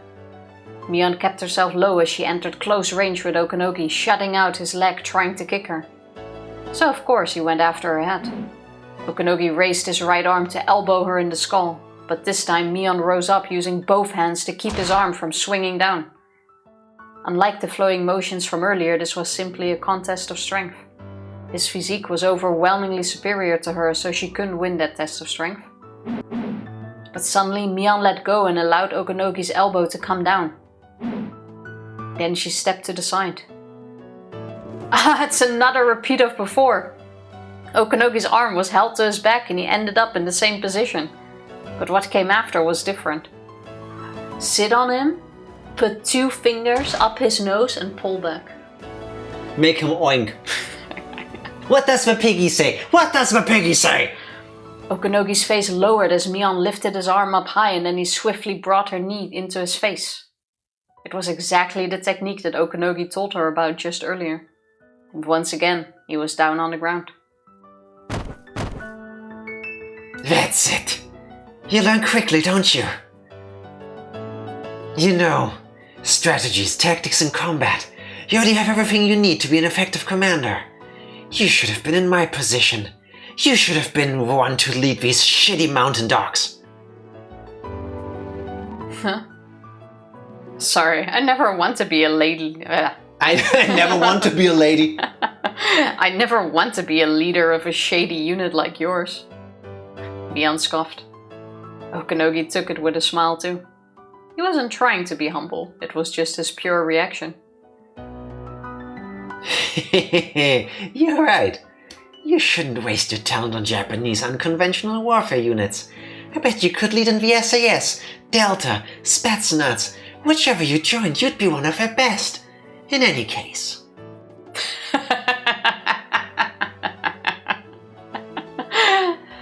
SAS. Delta Force. SAS. Lame. All of that is just way too boring.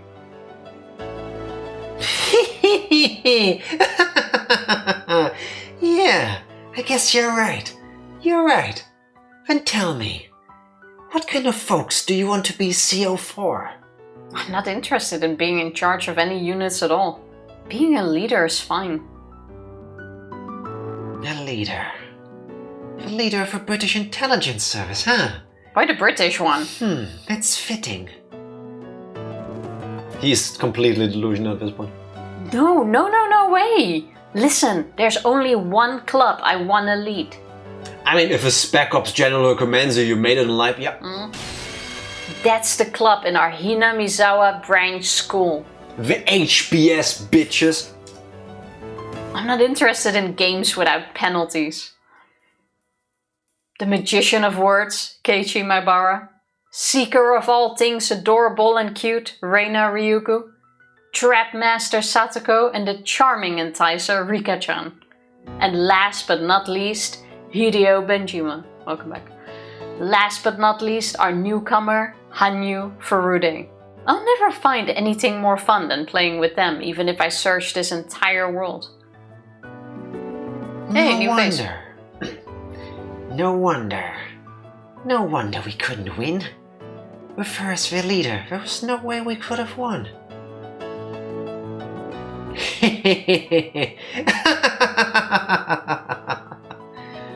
Okonogi, get a hold of yourself! Takano yelled at him, but Okonogi didn't hear it.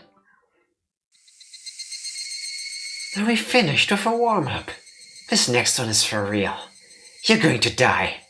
Be ready for that. Come on. I'll give you a fitting end. Something you've been wanting all this time. Good enough. Here I come! Okanogi took about 5 steps backwards and breathed deep. His body twisted as he gathered all his spirit into his right fist. Just as he said this next attack would be for real, he was putting everything he had into this one final blow. Mion narrowed her eyes, preparing to parry the blow with her side. The sky began to stir. They both felt raindrops on their foreheads. Here I go. I'm gonna kill you. So come get me, okay? Whenever you're done praying, go right ahead. That one tense moment was suddenly brought to an end.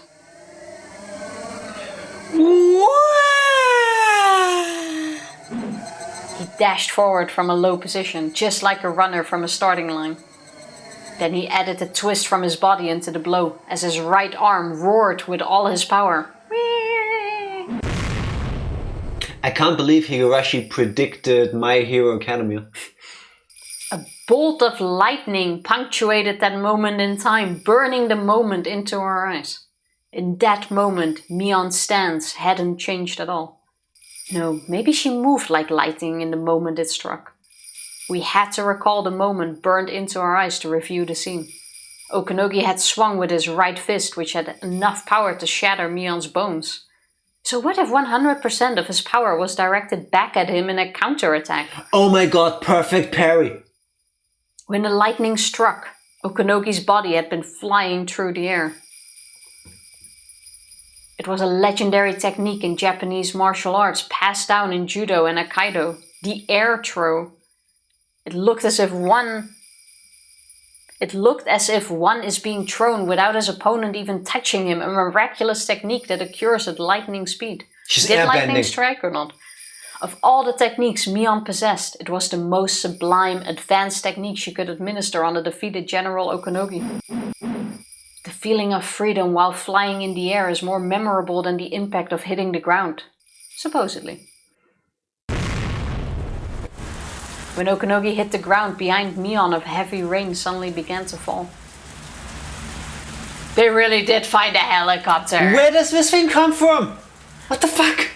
What the fuck? And just as it did, a massive helicopter appeared from the other side of the mountain. I would now accidentally, while trying to land, put it down on top of Takano.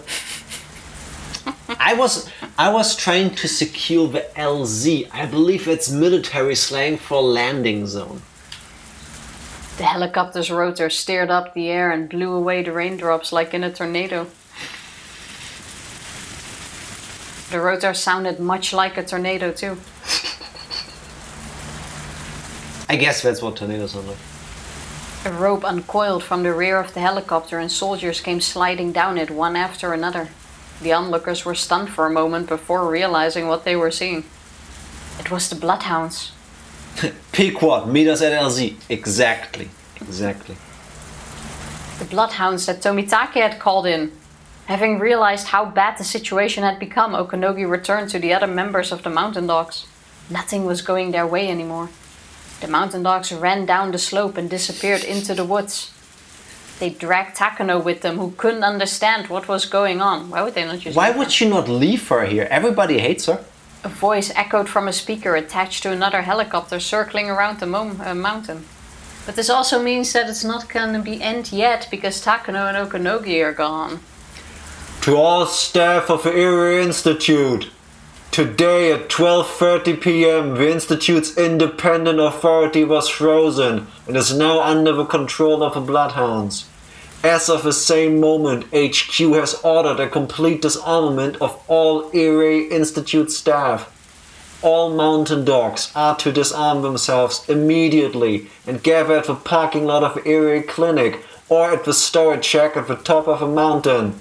Failure to respond accordingly will result in discipline under not only civilian law, but under self-defense force rules as well. Thank you, Diva. Bloodhound members continue to slide down the road from the helicopter. It's like a clown in a They tiny slid down the road?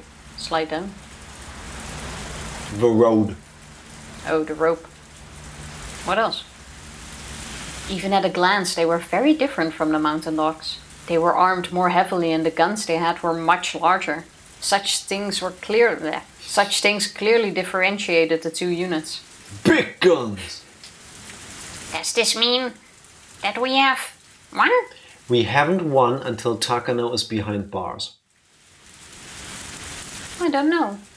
I've never seen this before, so I don't know if we really did. Satoko and Rika sat down and hugged each other. They were both soaked in rain, but they still sat down in the mud. I can kind of imagine they were already muddy at this point. It only just started raining, Mom. Fair enough. Mian stood solemnly in the rain as the leader of the winning team. The mountain dogs had abandoned the field. They all ran away with their tails between their legs. I was waiting for that line specifically because we're dogs. Keiichi and Reina ran over to Mian. Mion, Michan. It's over. yeah, our club activity is over. Rika-chan is safe. Everyone else is safe. Michan, it's our victory. You led us this far, Mion. It's all thanks to you. But Mian didn't seem to be listening to Keiichi and Reina. Instead, she mumbled to herself. I like punishments. Huh? What is happening? Club activities can be cruel, huh? We fight to decide who's the loser. So that means everyone looks down on whoever does lose, right? We don't look down on anyone. We just do the punishment and that's it. Yeah. We do the punishment and that's it. We all enjoy laughing at the loser and then forget about it. That's why I like what we do. We all laugh, including the one who came in last. Like me in Mario Party. Nobody gets hurt. We all laugh, and then we're done with it. That Okonogi guy, though he couldn't purify his sin... Oh, that Okonogi guy thought he couldn't purify his sins unless he was defeated by me. I mean, sure, it got pretty serious. We were almost killed too. But it's all over, right? The game is over. And even though it is, there's no punishment for the mountain dogs. Yeah, I think the Bloodhounds will take care of that. Yeah, yet. Didn't you hear the announcement that they all need to meet up? Yeah, but this is a little bit bigger than, oh, we played Old Maid and now you need to dress up like one. Mia might have realized something when she threw Okanogi. Keiichi didn't think anybody else could understand that. I don't know what you're trying to say, Mion. Forget about him. It's all over for them anyway. Yeah, you're right. Everything is all over now. We're all alive. Nobody got seriously hurt. So, let's enjoy our happy ending. That's right. Nobody got hurt. It really is a happy ending. Well, they hadn't yet confirmed Shion and Kasai's safety, they were correct. This was the happy ending that they had all been fighting for. However, Mion was still thinking. She only understood the reason for that in the moment the thunder struck. But as soon as the flash of the lightning disappeared, her understanding vanished as well. All she could remember was that she noticed something very important and that shortly after she completely forgot about it. She could only feel a great sense of loss. I hate that feeling. When I feel like I have somehow reached an epiphany and then the moment I want to process it, the thought is gone. I had that like 3 or 4 times in my life and it's such a deeply, deeply disappointing and sad feeling. I hate it. The bloodhounds soon surrounded the club members. At first they thought the members were their enemies, but when Tomitake appeared he explained the whole situation. Yeah, they clearly look like mountain dogs. Especially the little 7-year-old girl over there, sitting in the mud. The commander of the bloodhounds appeared to beg the club members not to say a word about anything, as it was a politically sensitive incident. It was amusing to see a man like that beg while carrying all those weapons. Of course, they had no intention of talking to anyone about it. Once it had ended, it all felt like a bad dream. if on the following day someone asked them what they had been doing, they might not even remember it. This day was that unrealistic for them. That I can agree with. So even if they were asked, they wouldn't say a word. No, we just played in the mountains, honestly. Rika-chan, I'm glad you're safe. Nakasaka, I'm glad you're safe too. Meep, meep, meep. It all worked out great too. You're right. The clinic has been occupied by the bloodhounds. The mountain dogs are all surrendering too. Dr. Irie and the boy he was hiding with have been put under the bloodhounds' protection as well. Coach is safe too, is he? I'm very glad about that. Wait, a boy? Shut up, Akasaka! I do wonder who that could be. Perhaps Tomita-san or Okamura-san were injured. Oh, she's so cute. Satoko, I'm very happy for you. Rika's smile made it clear on what she had gone through. Someone could only smile like that after a long and exhausting struggle. Satoko had no idea what that smile meant. How much time would be needed to make her understand? Still, Irie will do something about it. For certain, he will bring Satoko's Nini back home. That's right, Satoko. You haven't taken your shot today, have you? You can't forget about that. Ah, quite true. How troublesome that I can't forget about the shot even in this situation. Satoko seemed to have no idea that her medication was connected to the syndrome. Perhaps she was already aware, but pretended not to be. Rika vowed to herself that no matter how long it took, she was going to witness with her own eyes the moment her best friend finally parted with her tragic past. At least I only need to take this shot twice a day. It was 3 times for the previous one. Satoko also had no idea that Satoshi was involved in the development of her medication. Irie had said that Satoshi, as a specimen, had contributed much to Satoko's treatment. Oh. Even while asleep, Satoshi longed to ease the burden on Satoko. That is so touching. I'm actually tearing up. I wouldn't say touching, they're experimenting on a kid they put into an artificial coma. Tifa, shut the fuck up. That's not touching! Even in this state, he is still protecting his sister. And that's something. Don't take that away from me. Fine, well, let's look at it your way. And those feelings must have influenced Satoko's medicine somehow. Tifa sees something super touching, super adorable. He's like, meh. The symbolism, Tifa. The symbolism. Yeah, Nah. but I'm proud to sit here teary-eyed. Meanwhile, this monster is like, whatever, it's just medicine. It makes sense, they're related. I'm not saying it's not medicine. I'm saying it's not touching to have a teenager put in an artificial coma and being experimented on. The fact that it helps his sister, that is nice, but you know, would I call it touching? No. Tifa, for some reason, you usually get the benefit of being the more likable one out of the two of us. You're pissing it all away the longer you keep talking about that point. You are wrong here. Because you are wrong. It's touching. Continue reading your lines. You agree with illegal experimentation on a teenager. Yes. Yes, actually, I am. In this particular moment, I am. This boy will, if not put to sleep, will attack everybody else and commit suicide. So putting him under and doing experiments on his body that, as far as we can tell, don't hurt him, but potentially lead to his cure, yes, I'm in favor. Is it unethical? Yeah, probably. Oh, but you were against But I agree. lobotomy. That also helped medicine and people No. advance. What's the difference? Suddenly, we can't say yes to one unethical thing because it's convenient to someone you know. But then when it's outside of your group of comfort zone and known people, suddenly it's no longer okay. Tifa, please. Yeah. Tifa, I will leave you guys in the... one This is such a... lobotomy, if not actually helpful is, from what I've seen, usually very bad. Very bad. You leave me no choice. Thank you, Psycho. It's time. So putting someone in an artificial coma is not bad.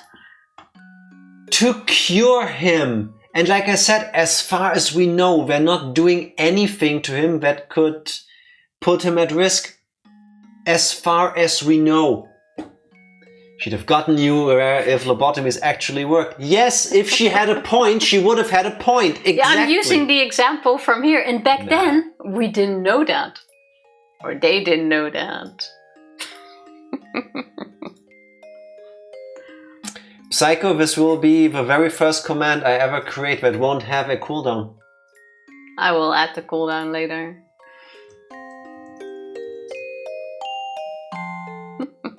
Yeah.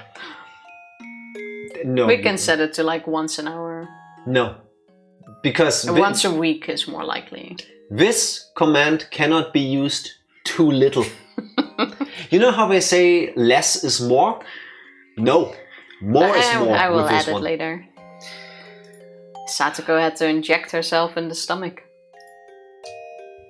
For privacy, she ran into the grove of trees to give herself a shot. That's really cute. There was no danger in her doing so. One after another, the bloodhounds dropped down from the helicopters.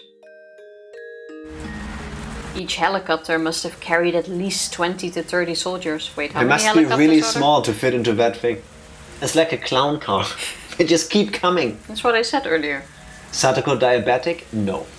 No, Hinamizawa she needs syndrome. to shoot herself to She needs to inject herself. inject herself for the syndrome. There's a cure that works on her.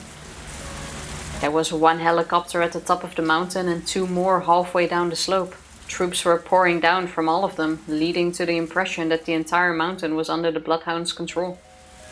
Nobody fired their weapons even once.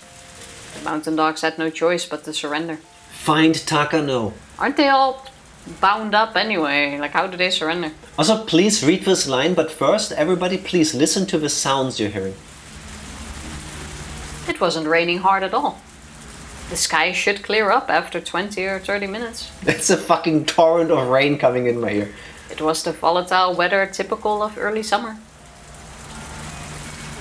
Satoko soon returned and spoke to her best friend. Rika, I haven't seen Hanyu-san around. True. She was here a moment ago.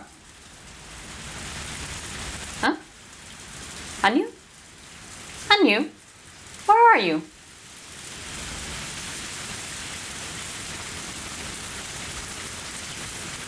Summer rains, you can never predict them. Yeah, but they can still rain very hard though. That's a volatile weather in the UK. 51 weeks of the year. Ah, well. It was stupid of me to think that Tokyo had sent more support. They're acting as if This is Takano. they've known of their loss for a while now. They did, actually. I was the only one who didn't know. What's going on? Tell me this minute, Okanogi. 33. It's 9:33 currently. This is it. They have the Bloodhounds. Tomitake called them in. The Bloodhounds? I've heard the name before, but aren't they similar to the Mountain Dogs? Why aren't you fighting back? With what people? We have like 3 people left. So I'm sitting here with a taser. Do you see them with the big machine guns? And helicopters. You've got to be kidding me. We Mountain Dogs are simply a counterintelligence unit. On the other hand, the Bloodhounds are a real combat battalion. There's no way we could defeat them. The remaining 3 members looked at me in exhaustion. Why are they here in the first place? We captured Tomitake. Are there more spies? Who are they? Major, the clinic was attacked earlier. Haven't you heard that First Lieutenant Tomitake escaped? One of the 3 spoke up timidly, but Okanogi signaled him to shut up. Yeah, shut the fuck up! Me to Tifa. No Nobody told me this. When did that happen? What's going on, Okanogi? Wasn't there a blockade exactly so that they couldn't escape the village? The disrespect. They aren't even responding to me anymore. Who would have thought if you buy people and treat them like absolute shit, they don't like you? Wow. Suddenly I hear Ed, Ed and Eddie. Doom, doom, do, do, do, do, do, do, do, do. Never watched it. Really? Yeah, not once. I've been left behind. I'm the only one who didn't know. I'm being left out. The members looked at Okanogi, waiting for his command. Nobody's waiting for my order. Nobody even cares about my orders. Commander, there's a radio call from the command vehicle. One of the members handed the intercom to Okanogi. This is Phoenix 1. Commander, final orders from Cuckoo. Cuckoo? Execute, Cuckoo! Cuckoo, roger that. The Bloodhounds have us surrendered. The Bloodhounds have us surrounded. We're being advised to surrender. I predicted this. That's why I got the morphogenetic field. What should we do? Command vehicle, no. Ota and Adachi. Good work. You're clear to surrender. Disarm yourselves and follow the orders of the Bloodhounds. Okanogi is relatively clear-minded. I think Kuko Reasonable. is either the command to stand down or he will commit suicide. That could also be... So that's actually criminal. This man don't know about them big-ass jawbreakers. No. Isn't that also candy? Yes. The super big ones, like those magic balls. I bought one once and I hated it. Because I couldn't even fit it in my mouth. And when I licked it, it didn't even taste good. I was like, so I can keep licking this, which feels unhygienic. I threw it away. Which kid thinks about it being unhygienic? I was like 14, I already cared about that stuff. Did you not share No. like these sucking candy rings with the entire class? No, because even as a 4-year-old I found that disgusting. Yeah, I never did that. That's why my immune system is better than yours. That's true. If you watched Ed, Ed and Eddie, you would have been able to get it all in. I'll take your word for it, man. Roger that, Commander. All units, listen up. The command vehicle has been compromised. The clinic is probably in the enemy's hands as well. We've lost all our backup as well as equipment. All teams have been wiped out. I'm sure everyone is disarming themselves. The mountain dogs have been completely defeated. Not yet. Get in touch with Nomura-san in Tokyo. The Bloodhounds? So what? She'll send in units who can beat them immediately. You have 4 people left, Takano. 4. R is still alive. We can activate the final operation. I must let Nomura-san know that. We have to restore communications with Tokyo. We really shouldn't have cut the telephone connections. But we did, so we'll have to recover the command vehicle. We'll get in touch with Tokyo on the radio. Fortunately, the man in command vehicle surrounded with us... Why can I not say surrendered? This is hard. Fortunately, the man in the command vehicle surrendered without resistance, so I'm sure the Bloodhound's guard is down. Okanogi, you and the other 3 will be enough. It's still the 19th of June. The operation starts on the 21st. Or is it supposed to be the 22nd? We still have time. We'll manage, Okanogi. Go recover the command vehicle immediately.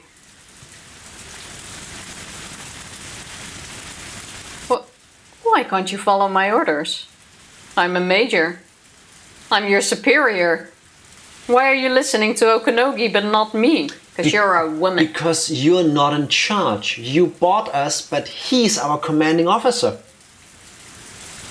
It's weird how she doesn't get that. She's been involved with the SDF and all of this for so long. Still, she doesn't understand there's a chain of command. Yeah, but if you're above, then you should be able to cut down the chain of command from below you. Yeah, but not in this moment. Yeah, but that's the thing. Major, didn't you hear what the helicopter said earlier? We've lost. There's absolutely nothing we can do anymore. Excuse me, why don't you listen to the helicopter? He's telling me all of these things. I want to use that line in real life. Have you not listened to the helicopter? Karen demanding to speak with a manager. Yes. Yes. Oh no, I only did this because the helicopter told me. Karen demanding to speak to the manager at Burger King, actually speaking to the manager and demanding that they cook her a pizza. And then looking at them like, why can't you make a pizza? Didn't they have pizza for a while? McDonald's did. Oh. Yeah. What are you saying, Okanogi? Are you already giving up? You saw that R is alive, didn't you? What happened today was all because of the rumor that R was dead. But she's alive. That means today didn't happen. We can still use the emergency manual. As long as the Queen Carrier is alive, all we have to do is kill her. And then we'll have 48 hours to execute the manual. Major, it's far beyond that point already. Tokyo doesn't care about the Queen Carrier over 48 hours after death. Our final operation is a complete failure. Our clients must be running around desperately trying to destroy evidence. Our job here is done. I commanded the Mountain Dogs for about 10 years. It was a valuable experience. But it's all over today. And Major, your job is over too. Is Okanogi gonna be the one that saves Takano in the end? I hope so. I hope he talks her into giving herself up so she can serve a sentence. What? What do you mean my job is over? What are you talking about? Major, your job was to rear that scrapbook in your hands. What are you talking about? I didn't expect Okanogi to start talking about my grandfather's scrapbook. I don't doubt that there is a disease called Hinamizawa syndrome. But the whole village going into a panic 48 hours after the queen dies. No one's ever seen that happen. No one knows if that's true or not. Don't be ridiculous. Look here. It's somewhere in here. Where? I know it's in here. From the studies of other similar parasites in brains that the statistics say, damn it, where is it? I flipped through the pages of the scrapbook in a panic. I can't even remember which page I'm looking for. Okanogi slapped the scrapbook aside and it thudded. No, it landed in a muddy puddle, so it splashed onto the ground. One last time it's being defiled.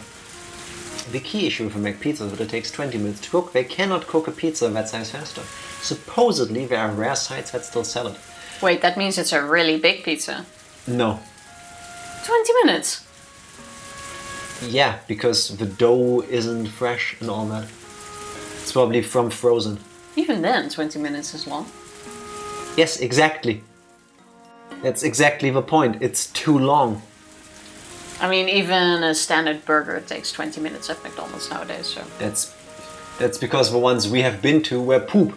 But it shouldn't take 20 minutes to make a cheeseburger. It should be fast food, yeah. That's what she said. The open pages of the scrapbook were face down in the muddy water, and already turning color as they soaked up the mud. What are you doing? This is the most important... As I crouched down to pick up the scrapbook, Okanogi stepped on it. This is tough love. I get it from his perspective, but having her go through this a third time might just be what drives her over the edge. Tough love. Like even more, because I think there's still edge left. The splash of muddy water hit me in the face. I had to witness my precious scrapbook being stepped on and covered in filth. That's just mean. Yes, Okanogi is a piece of shit. At this point, I stick to tough love. She needs some wake-up call. Major, I don't really care if what's in the scrapbook is true or false. As a matter of fact, nobody does. What do you mean by that? I tried to get the scrapbook from under Okanogi's foot, but I couldn't pull it out. The clients in Tokyo merely wanted to see how many people would actually believe what's in the scrapbook. They didn't even care if it was the truth or lies, as long as it was believable. They didn't care. No, they didn't. They just wanted some famous doctors to research the subject and come up with a report full of difficult terminology so they could deceive people. That was your job. No, this isn't a lie.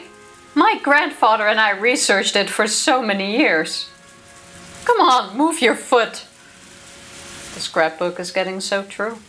I'm trying my best so that it's not ruined, but it's no use. I feel really bad for her. Like in this moment, this is painful to watch. The queen dies and the village must be killed. All you had to do was convince the higher-ups of that crazy story. Nobody cared about parasites to begin with. They only cared if it could be used for political gain. You knew that, didn't you? And at this point, nobody will ever pay attention to any of that nonsense again. A lot of people bet on the scrapbook, and they lost. The mountain dogs lost too. That's all there is to it. This isn't nonsense. This scrapbook holds the truth. Everything in it is the truth. My grandpa researched it. I researched it. This is the result. Everyone believed in it. That's why they built such a beautiful research center, isn't it? They believed in it, and that's why Nomura-san got in touch with me. There must be other people who will believe in my work. Because all of this is for the future of humankind. Okanogi got fed up and kicked me. I don't weigh much, so I fell backwards and became soaked in the muddy water. Okanogi walked over and looked down at me. Fortunately, there's still something the clients in Tokyo are expecting from you. Hey. Oh shit. Is he gonna execute her? One of the mountain dogs handed a gun to Okanogi. He checked the cylinder and then threw it over to me. What is this? Shoot him or shoot herself? Major, why don't you use that to shoot yourself in the head? What? I looked at the gun. I'm used to seeing guns, working at the Erie Institute as I do. I was never frightened by guns before. Psycho, remember how earlier said kicking the book in the mud was mean? I present to you meaner. But for the first time, I feel scared just looking at one. You know, this happens all the time. Major, please take the responsibility as the leader of a defeated force and shoot yourself. What are you saying? Nobody has ever told me to die before. It's either this or life in jail, yeah? Nobody has ever told me to kill myself. It's either this or the possibility that she'll talk. If you die, the clients can just blame you for everything. Actually, Tokyo's already preparing to do that. Don't be ridiculous. Why should I have to do that? I'm starting to sob. My body is shaking all over. Well, you don't have to do it by yourself if you don't want to. Maybe that's too much to ask of you right now. Okanogi pulled his gun out and pointed it at me. The other members, having realized everything will work out if I die, just looked at me coldly. I'm going to say that I tried to talk you into surrendering, but you refused. We shot at each other and I had to kill you. That's the scenario. I gave you the gun so that you could kill yourself rather than being killed by me. It's to show my appreciation for the time we've known each other. I don't want it to end like that. No! Who came up with this plan in the first place? I don't want this. It was your dearest friend, Nomura-san from Tokyo. They had a plan for damage control in case the final operation failed. Nomura-san's codename is Kuko. And yours is Baby Bird, isn't it? Do you know where cuckoos lay their eggs? What? Cuckoos lay their eggs in other birds' nests. Once they hatch, they kill the young of the original owner by pushing them out of the nest and then take it over. The baby birds on the ground are left helpless, and they usually end up eaten by mountain dogs. That's a beautiful analogy. How do you find this beautiful but Satoshi being the source of a thing that healed Satoko not? Because it all comes together in... Tifa out here Rafikiing all over us. It's the circle of life. The operation comes together. I hate you right now so much. I used the money I got from Uncle Koizumi to pay the mountain dogs, thinking I had gained a reliable ally. I always thought that, although Okanogi was barbaric, he was very reliable. But my nest had been taken over. Major, you never had any allies to begin with. All you had to do was exactly what the clients in Tokyo wanted you to do. But now it's over. Now you need to exit the stage. Take it. It's your precious scrapbook. Hold that in your left hand and pick up the gun with your right. The scrapbook was finally returned to me, covered in mud. I held it with both hands and cried.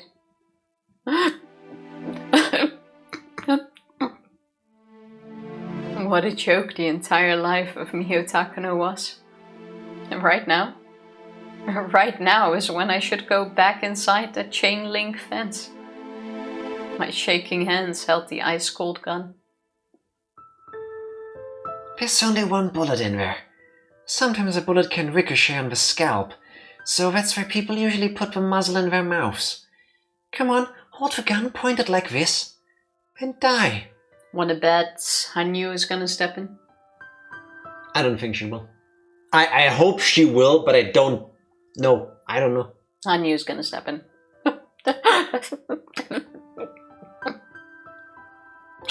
Funnily enough, this is also how she sounds when she pukes. Oh, wrong sound? I thought it was the, like... Never mind. In the hills of the mountain, a single gunshot echoed.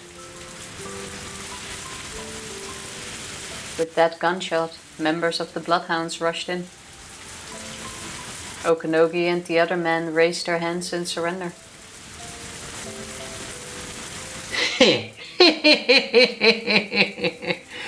Major Takano was with us, but she refused to surrender. She tried shooting at us, so I had to fire a shot to intimidate her. I got goosebumps. This scene is fucked up. Yugi. Welcome in Yugi. Cheers. Happy Friday. Joining you on the hydrate. How are you doing? Was with us. Retriever 7 to leader. We arrested First Lieutenant Okanogi and 3 other members of the Mountain Dogs. Major Takano is on the run. The footprints are heading southwest, but the brush is too thick and we can't go any further. Requesting backup. Major Takano is armed. I repeat, Major Takano is armed. So he let him go. I'm slightly confused on the why now after all of that. Well, somebody shot. But clearly Takano isn't here, so she didn't kill herself. Well, that I gathered. I didn't think she would actually die on this spot, but... Decently well, face isn't burning today. I'm glad Happy to hear your that. healing. That sounds like it's healing well. Retrievers are also a dog, that is true. Everybody is dogged. Retriever leader to all units. Major Takano is on the run. She's armed, so be cautious. Patrol the area and force her out. I'm running through the mountain, covered in dirt and still holding the muddy scrapbook. I keep falling because of the mud. And branches and tree roots continue to torment me. Is this the inverse of her running towards the House of Love and Mercy? She's beaten, she's broken, and she is running for her life in the rain. We're probably gonna get some reminiscing. Barefoot. I lost one of my shoes, so I decided to get rid of the other shoe too. This isn't the first time I've had to run like this. This isn't the first time I've ran barefoot. And this isn't the first time I've felt such pain on the soles of my feet. This isn't the first time I've cried like this. I repeat, Major Takano, disarm yourself and surrender. You can't escape. The mountain dogs have surrendered. You have no more allies. The helicopter above my head is calling out my name. I crawled into a hollow tree. I held my knees and hid. The last time I ran barefoot like this was a very long time ago. My feet are bloody and swollen, and I can no longer walk. I can only cry as I bite the corner of my scrapbook. Sadness and humiliation fight for dominance in my heart. When I feel sad, I cry, and when I feel humiliated, I scratch myself to calm my anger. And I still have the gun in my right hand, the one with a single bullet in it. I have to kill myself. My death is the only thing that can bring it all to an end. Killing myself is the only way to go back to that day. But when I look at the scrapbook in my left hand, I'm assaulted by sadness and fear. I don't want to die. I don't want to die. Just die. Atone for your Just die. Atone for your actions with your death. I recalled the look in Okanogi's eye. I know I have committed sins. There are so many sins, too many of them. There are more sins than I can possibly atone for. But do I have to die for them? No, I don't want to die. Then just surrender. Hanyu, come on, where are you? Do the thing! I cried again, and then noticed someone standing nearby. Eureka! No, Tifa's right. It's the girl. The girl who I met when I came to Hinamizawa, when the Irie Institute was first opened. I met this girl at the shrine when I declared war on God. This girl is the god of this place. That god looked at me and sneered, rather than sympathizing. She spit in my face and said, "Do it, coward," and then walked away. Are you still trying to take God's place? Do you still deny that you're human, child of men? Long time no see. I lost. I lost this game. This is what I get for challenging God, I guess. Child of men, are you still after the position of a god? Are you still willing to endure for the sake of opposing the divine? No way. Taking a god's place really is impossible. Child of men, listen well. I will show you the way to godhood. First, you have to kill Rika, then you kill everyone. So what you do, listen. Hanyu was the mastermind all along. Honestly? Pop off? Go ahead. Huh? With the gun in your right hand, end your life. The position of a god requires no flesh. Don't expect people to recognize your existence. Being a god is lonesome. You, foolish child of men, wanted to become one. Is that still what you desire? I'm sorry. I really didn't think Hanyu would tell her, "Kill yourself, coward." I didn't think she was gonna go there. Hanyu about to explain the stock market. I'd rather that. But no, she... I feel like this conversation makes sense. Are you telling me to shoot myself with this? That's it? Something that simple would make me a god? That's so simple. Then what is this? What have I been doing all this time? No, I get it. I assume Hanyu is going for this, the tough love kind of thing. Well, if you want to be a god, you don't need a body, so just do it. Just end it right now. I think I get that, but that's not what I would lead with in a moment like this. Just my 2 cents. Right, that's exactly what you should lead with. That's how their last conversation ended. I think this is what you should lead with what's happening now. Nah. You shouldered the sin of many others. You purified all their sins by sacrificing yourself. Your courage will be praised, and you'll be allowed to take a seat among the gods. What's that? You're telling me to be their scapegoat? To take responsibility for all of them and die? Fuck you! I refuse! I absolutely refuse! Why don't you want that? To attain peace in the human world, there must always be one sacrifice for one sin. Isn't that the truth of the human world? Isn't that the method for purifying sin? Didn't you want to sacrifice one girl for the future you desired? Here we go. What are you talking about? I don't understand anything you're saying. Dude, literally, you're talking to a god. This girl just appeared out of thin air. This is not the moment to say, I don't know what you're talking about. I never meant to do these things. You don't, because you are a human. You don't even know how stupid you were to even want to become a god. I do. I don't want to die for other people to become a god. No way. I don't want to become a god at all. I'm fine with being human. I just wanted someone to forgive me for being that way. That's all. But why is this happening? Then how will you purify this thing? How will you pay the price? Why does someone have to take the blame? They're all pushing responsibility onto other people. Yeah, like you. That's literally what you're doing right now. I didn't do this. The helicopter told me to do it. They maneuver this way and that, just so they don't have to dirty their own hands. Is that just what happens in the human world? No, that's not. Because when my parents and my grandpa were alive, things like that didn't happen. We were all happy.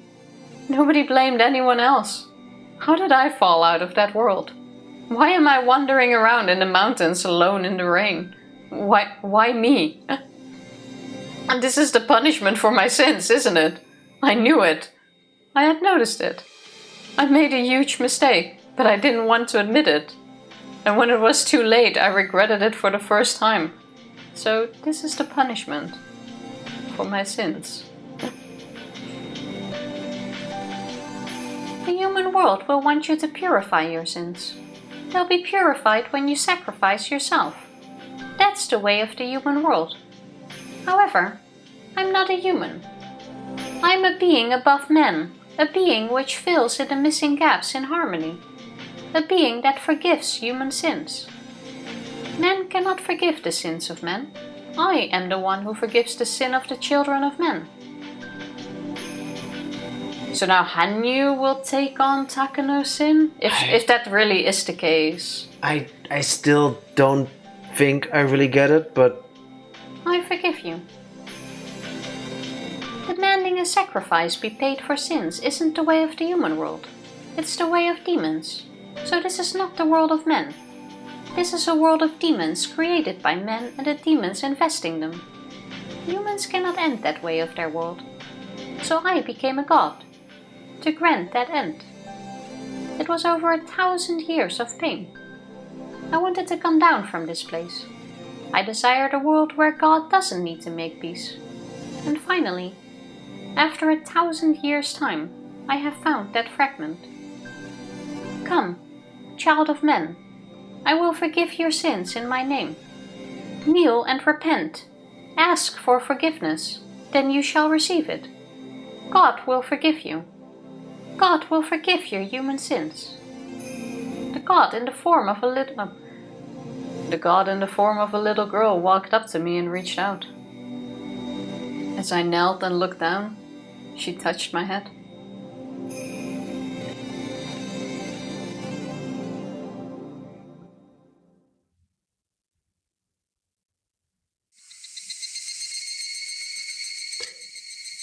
Let's leave it here for tonight. I think that's a good idea. To err is mortal, to forgive is godly. Too long didn't read, humanity can't unfuck itself. I guess? Ah, you're so close. So close to what? I believe you, Yugi. Like to the... No, the actual end's gonna take forever. But there's gotta be more than one. But I do believe we are indeed very close. Do you guys think we can actually still finish this on Sunday? Like, how are we that close? Like, how close is close? Can we? You look very intense. God can't judge me. Only Genocide Jill can. Good thing Genocide Jill indeed judges all of us. There's only one more manga chapter left. Can't remember, but it's not much. Okay, that means I think Sunday, maybe? Sunday? No. Next Sunday? Also no. Maybe next year. I think one more stream will finish it. Yes, I am looking forward to this. I also don't know what I want to happen with Takano now. Do I want her dead? Would I be fine with that ending? Yes. Would I want her forgiven? I guess in a way, yes. But do I agree with her just walking out after Hanyu goes like, oh, I'll take over your sin? No. That would annoy me. I'm gonna say something that's gonna trigger Tifa. House of Love and Mercy. I want Hanyu Suspicious car. I want Takano to get therapy. Of course you want Takano to get therapy. Every character we have voiced needs therapy. Yeah. And there aren't enough therapists in the world to cover this. Yes, and the only one who ever, as far as we know, received any was Reina. Well, that didn't exactly work out, unfortunately, but the others deserve it all the same. If Takano ends up dying, then I guess that would be very assumed. It would be like the logical conclusion. After all this, she's not gonna die anymore. I don't want her to die. I would be perfectly happy if she decides to live and decides to dedicate the rest of her life to unfuck the damage she's caused on humanity. To become a better person. But how? Honestly, she belongs in prison. To use her... Yes. To use her, as far as possible, to use her skills in medicine, because she is really skilled, we know that part, for the betterment of humankind. Yeah, but in prison. Hell, yes. Under a prison. Do you remember? Spoilers for Trauma Team, an amazing game that we played last year, I think it was. 2 years ago already. That was absolutely brilliant. Do you remember the guy from jail? Yeah. In his super anime outfit? Yeah. I want the same thing. I would love that.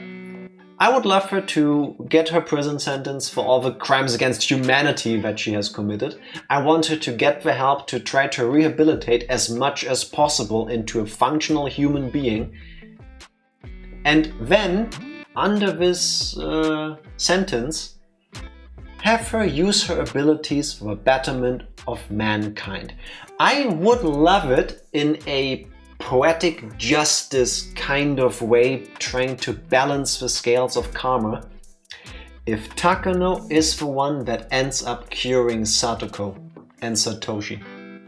Because she works together with Irie, not from a place of full circle. Not from a place of destruction and malice and I want to attain godhood, I want them to say my name for 1,000 years. But for a Hinamizawa syndrome is real. I believe this. I will treat it. It's clearly a disease. It can cause all of this pain. It needs to be cured. I will need to fix it. I want to study Rika. I want to study the others. I want to make it so that this doesn't happen. And then maybe we can use what we've learned here to eradicate these other parasites. Something like that. That might happen. Who knows? Bloodhound Gang already said everyone is going to be held to civilian law. Yeah. Yeah, fair. I would like that everybody gets the same stick of justice waved at them. But I think with people of exceptional ability, usually there is some sort of leeway. Like what I just described. Where they go, well, you're not going to be sent to, I don't know, some place where you're gonna kick rocks for the rest of your life. But you are a skilled, virologist, parasitologist, whatever the word is. Use that. Yeah, they can probably use skills of people in prison a bit more effectively. In general, I mean, not just in this situation. Well, who knows? Well, If you do want to atone for your sins, make good on them. I think prison should be structured for rehabilitation and supervision rather than Yes. punishment, yeah. The That's why Scandinavian the Scandinavians system. do Yes, so Yugi. well. A million times this. I think there's like a 1% of people who land back in jail compared to like 80% in US prisons. Something like that, yeah. Which is also a private system. I think that's where the... Should be both as a deterrence. Well, I think that's kind of baked into it. But I don't understand It's rehabilitation in prison. Yes. I don't understand the idea of going, okay, you made bad choices in your life. Let's not talk about reasons because that gets all wonky and gray zone. Also, before you continue, we're also talking about cases where that is possible. Yes. When we're talking not about like everybody. mass murderers or child rapists or something like that where there's a limit to rehabilitation. Yeah, some and people are putting monsters, them back in. unfortunately. Exactly. Some people cannot be brought back from the abyss. But let's say you've done something, you end up in jail. So what's the point of treating you like an indentured servant? America is my favorite example because that's one unfortunately I know more about. There are entire fields of jobs, firefighters, a bunch of others, that are effectively done through people who are incarcerated and they don't get paid accordingly. A lot That's of it is disgusting. volunteer work even. And volunteers, but they use incarcerated people. Why do you treat them like that? America does it because it's profitable, but that's slavery with extra steps. That doesn't make sense to me. Yeah, but that's what you get for privatizing Yes. the system. Yeah, it shouldn't be I believe the privatized. majority of prisons... Yes, for profit. Exactly. This is what I don't get. Like, somebody has done something. Let's say, I don't know, somebody was caught with more weed than they're allowed to have. And then they get incarcerated. Why did this person have this much weed on them? I don't know. Let's find out. There's a whole trial. I think maybe something like this, you could try to help this person lead a better life after their stint in the joint. Somebody who routinely goes around, lures people out into the woods, then picks them apart and eats their bones, maybe not so much. But you could try, and then you realize it doesn't potentially work, and then you just don't do that, and then you just don't set them free because they're menace to society. But I fully believe this. So many people are incarcerated, almost everywhere in the world, and they could still live a life that is worth living and not be a menace to themselves and other people. If you commit murder or similar forced labor is just punishment. Yeah, that's why I was saying it should be structured and focused on rehabilitation, but on the cases where that's possible. If we're talking about drug use or something, or theft or even robbery, I think that is an option. If we're talking about serial killers or anything like that, there is a limit on how much rehabilitation should be done. Because some people you do not want loose in society and should never be loose in society because some are just fucked up. I think the biggest question is always the why. Why did somebody do this? Were they put in a position that was impossible and this was just what they did? I feel like that's different than somebody, I like to skin children. I just like the way they sparkle. Yeah, you do have those psychopaths. Yeah. And for there, I do agree that different system is needed. But in general, I am fully behind. Don't clip that. Yeah. Fully behind Context is prisons key. focusing on rehabilitation. Because in the end, the majority of them will get out. Yeah. Whether it's in 2 months, 1 year, or 5 years, they will go out in society, and they need to be able to return to society. I think that's a good point, just from a very stoic way of looking at it, just plain and simple. Like if you give someone, let's say, 5 years, you could try to use for 5 years so that when they come out, they don't do that again. Or you can just waste 5 years of somebody's life and do not that much to try to help them do something better afterwards. So I think that's what we should strive for. And of course, I'm also in favor of the death penalty. I'm against So it. I also see the other side. With some people, like I said, I don't really see why.